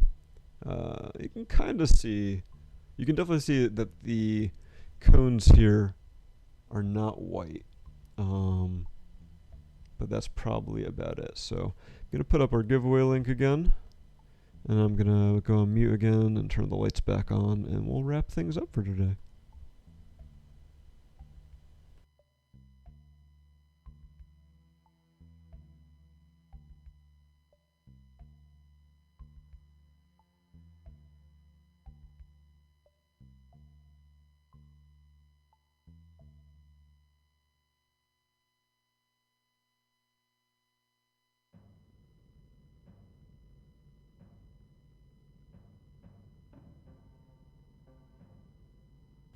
Alright. Hey there, Vorok1, Ponrock2. Yeah, unfortunately I don't have a black light handy, or else I would definitely give that a shot. That seems like that would probably be a good idea. Alright, so let's turn this on again one last time. So it's a pretty fantastic mechanism. If you weren't tuned in earlier, as this is spinning around, right, the motor here drives an axle on the turntable there that spins this. And if you look, let's see, there are tires in here that are spinning on these grill plates. And the tires drive an axle down here, which then goes into these white axles that spin the seats. as the whole thing turns around. So it's this really cool complex mechanism that works just pretty fantastically well. Like, look how consistently it is. Like, there's not a lot of like slipping or anything.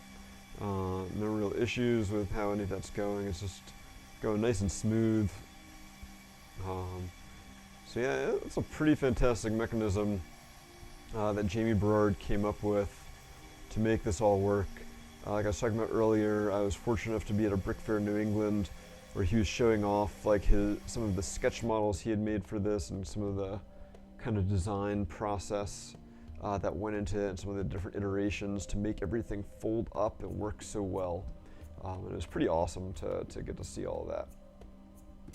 Yeah, so I think that's gonna wrap it up. We'll fold everything up one last time so you guys can see that process again. So we'll pop that motor out. And we can put that 3-module axle in here. All right, so gotta start by taking all the minifigs out. And as I do that, I'm going to fold up the seats on the ride here. Actually, I should not have folded in the handlebars there so they can nest nicely inside one another. And yeah, once the motor is disconnected, you can just kind of spin this freely.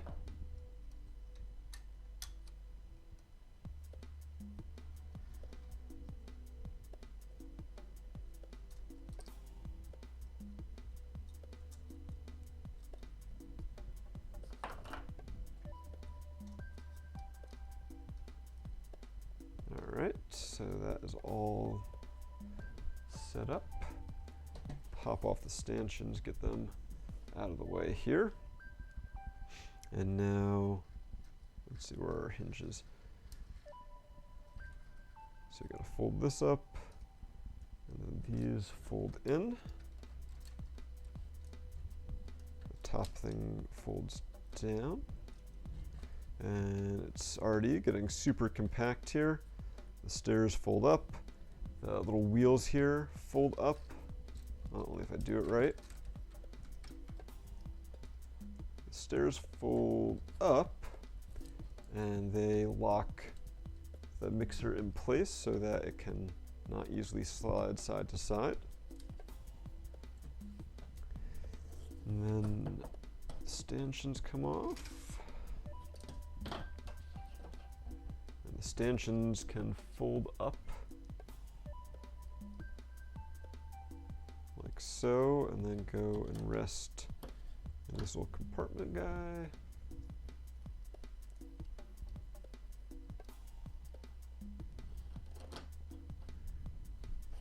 Which then goes on the back of the trailer here, and the little holes inside of the Technic pins line up with a couple of bars here. So that goes nicely. And then the axle to drive it has a little spot right there. And then the hand crank gearbox, I was talking about as I was building the truck, like this little alcove in here, and that's what the clip and the axle here go into. And so that goes like that. And then you can hitch it up. And now the mixer is good to go. Then we take our other truck here, and we can put the dunk tank on. We take our ticket taker out here, and we fold that down, and we put the ticket stand on, and we take our strength test, and that goes in there. And then if we open up the doors in the dunk tank, makes it a little easier. We can like put the hammers in and our little table can hopefully squeeze in there. Definitely got it to go in before. There we go. Close those doors. I forgot this guy goes onto the back of the gearbox there. And then can take our juggling pins, just toss them in there. Our little stilts get tossed in there, our silly juggling hat.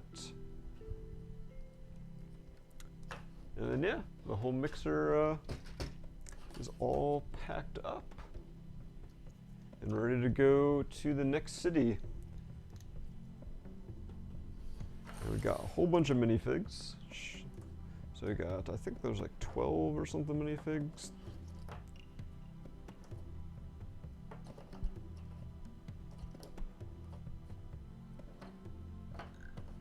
11 minifigs. 4, 8, yes, 11, so 11 minifigs. Not quite enough to fill up the mixer, but it's kind of nice because you do get 4 kids, and then quite a few female minifigs as well. You get, what, 2, 4, 5, 6. So it's actually a majority of the minifigs are female, which, you know, in a lot of other themes is not something you'd normally see, but it's really awesome to see here. See that fairly equal representation. And so yeah, that is the Fairground Mixer set. Thanks so much for watching, guys. Let's see who our last winner for today is going to be.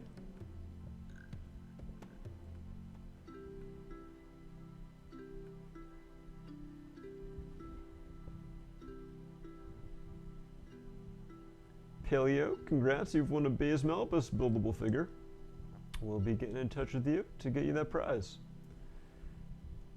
Alright, so yeah, that was the Fairground Mixer. It was pretty fantastic. I mean, I'm sorry it took me so long to build this set, because I can't really tell people that they should buy it because it is you know, not readily available. This set's about 6 years old. If you can get your hands on a used copy, or you're willing to spend the money to buy a new one on the secondary market, I would definitely say so. It was a whole lot of fun. All of the techniques and stuff were awesome. The fact that it folds up onto these trucks is really great. And it really makes me want to go and look into some of the other Fairground sets. I know, as we were talking about, like, most of those don't fold up so nicely as this, but I still think that'd be a lot of fun to build. The haunted house looks really cool. That would definitely be one that, you know, maybe we'll build later this year. It might be a good Halloween build if we can get our hands on it in time. I'd probably like to do the Ferris wheel.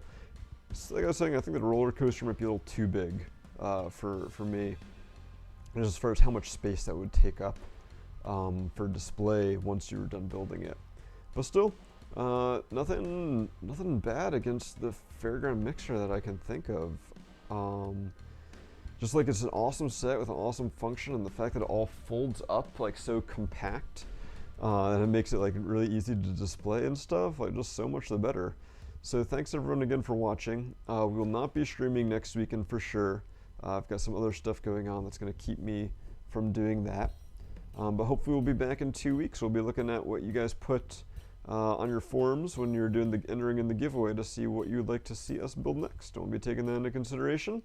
I'm going to see we got some new sets from LEGO just earlier today, so we will probably be checking those out sometime soon as well. Whether that aligns with what you guys are looking for or not, we'll have to wait and see. So thanks so much again, guys. Hope everyone has had a great weekend. Wear a mask, stay safe, and see you next time. Bye, guys.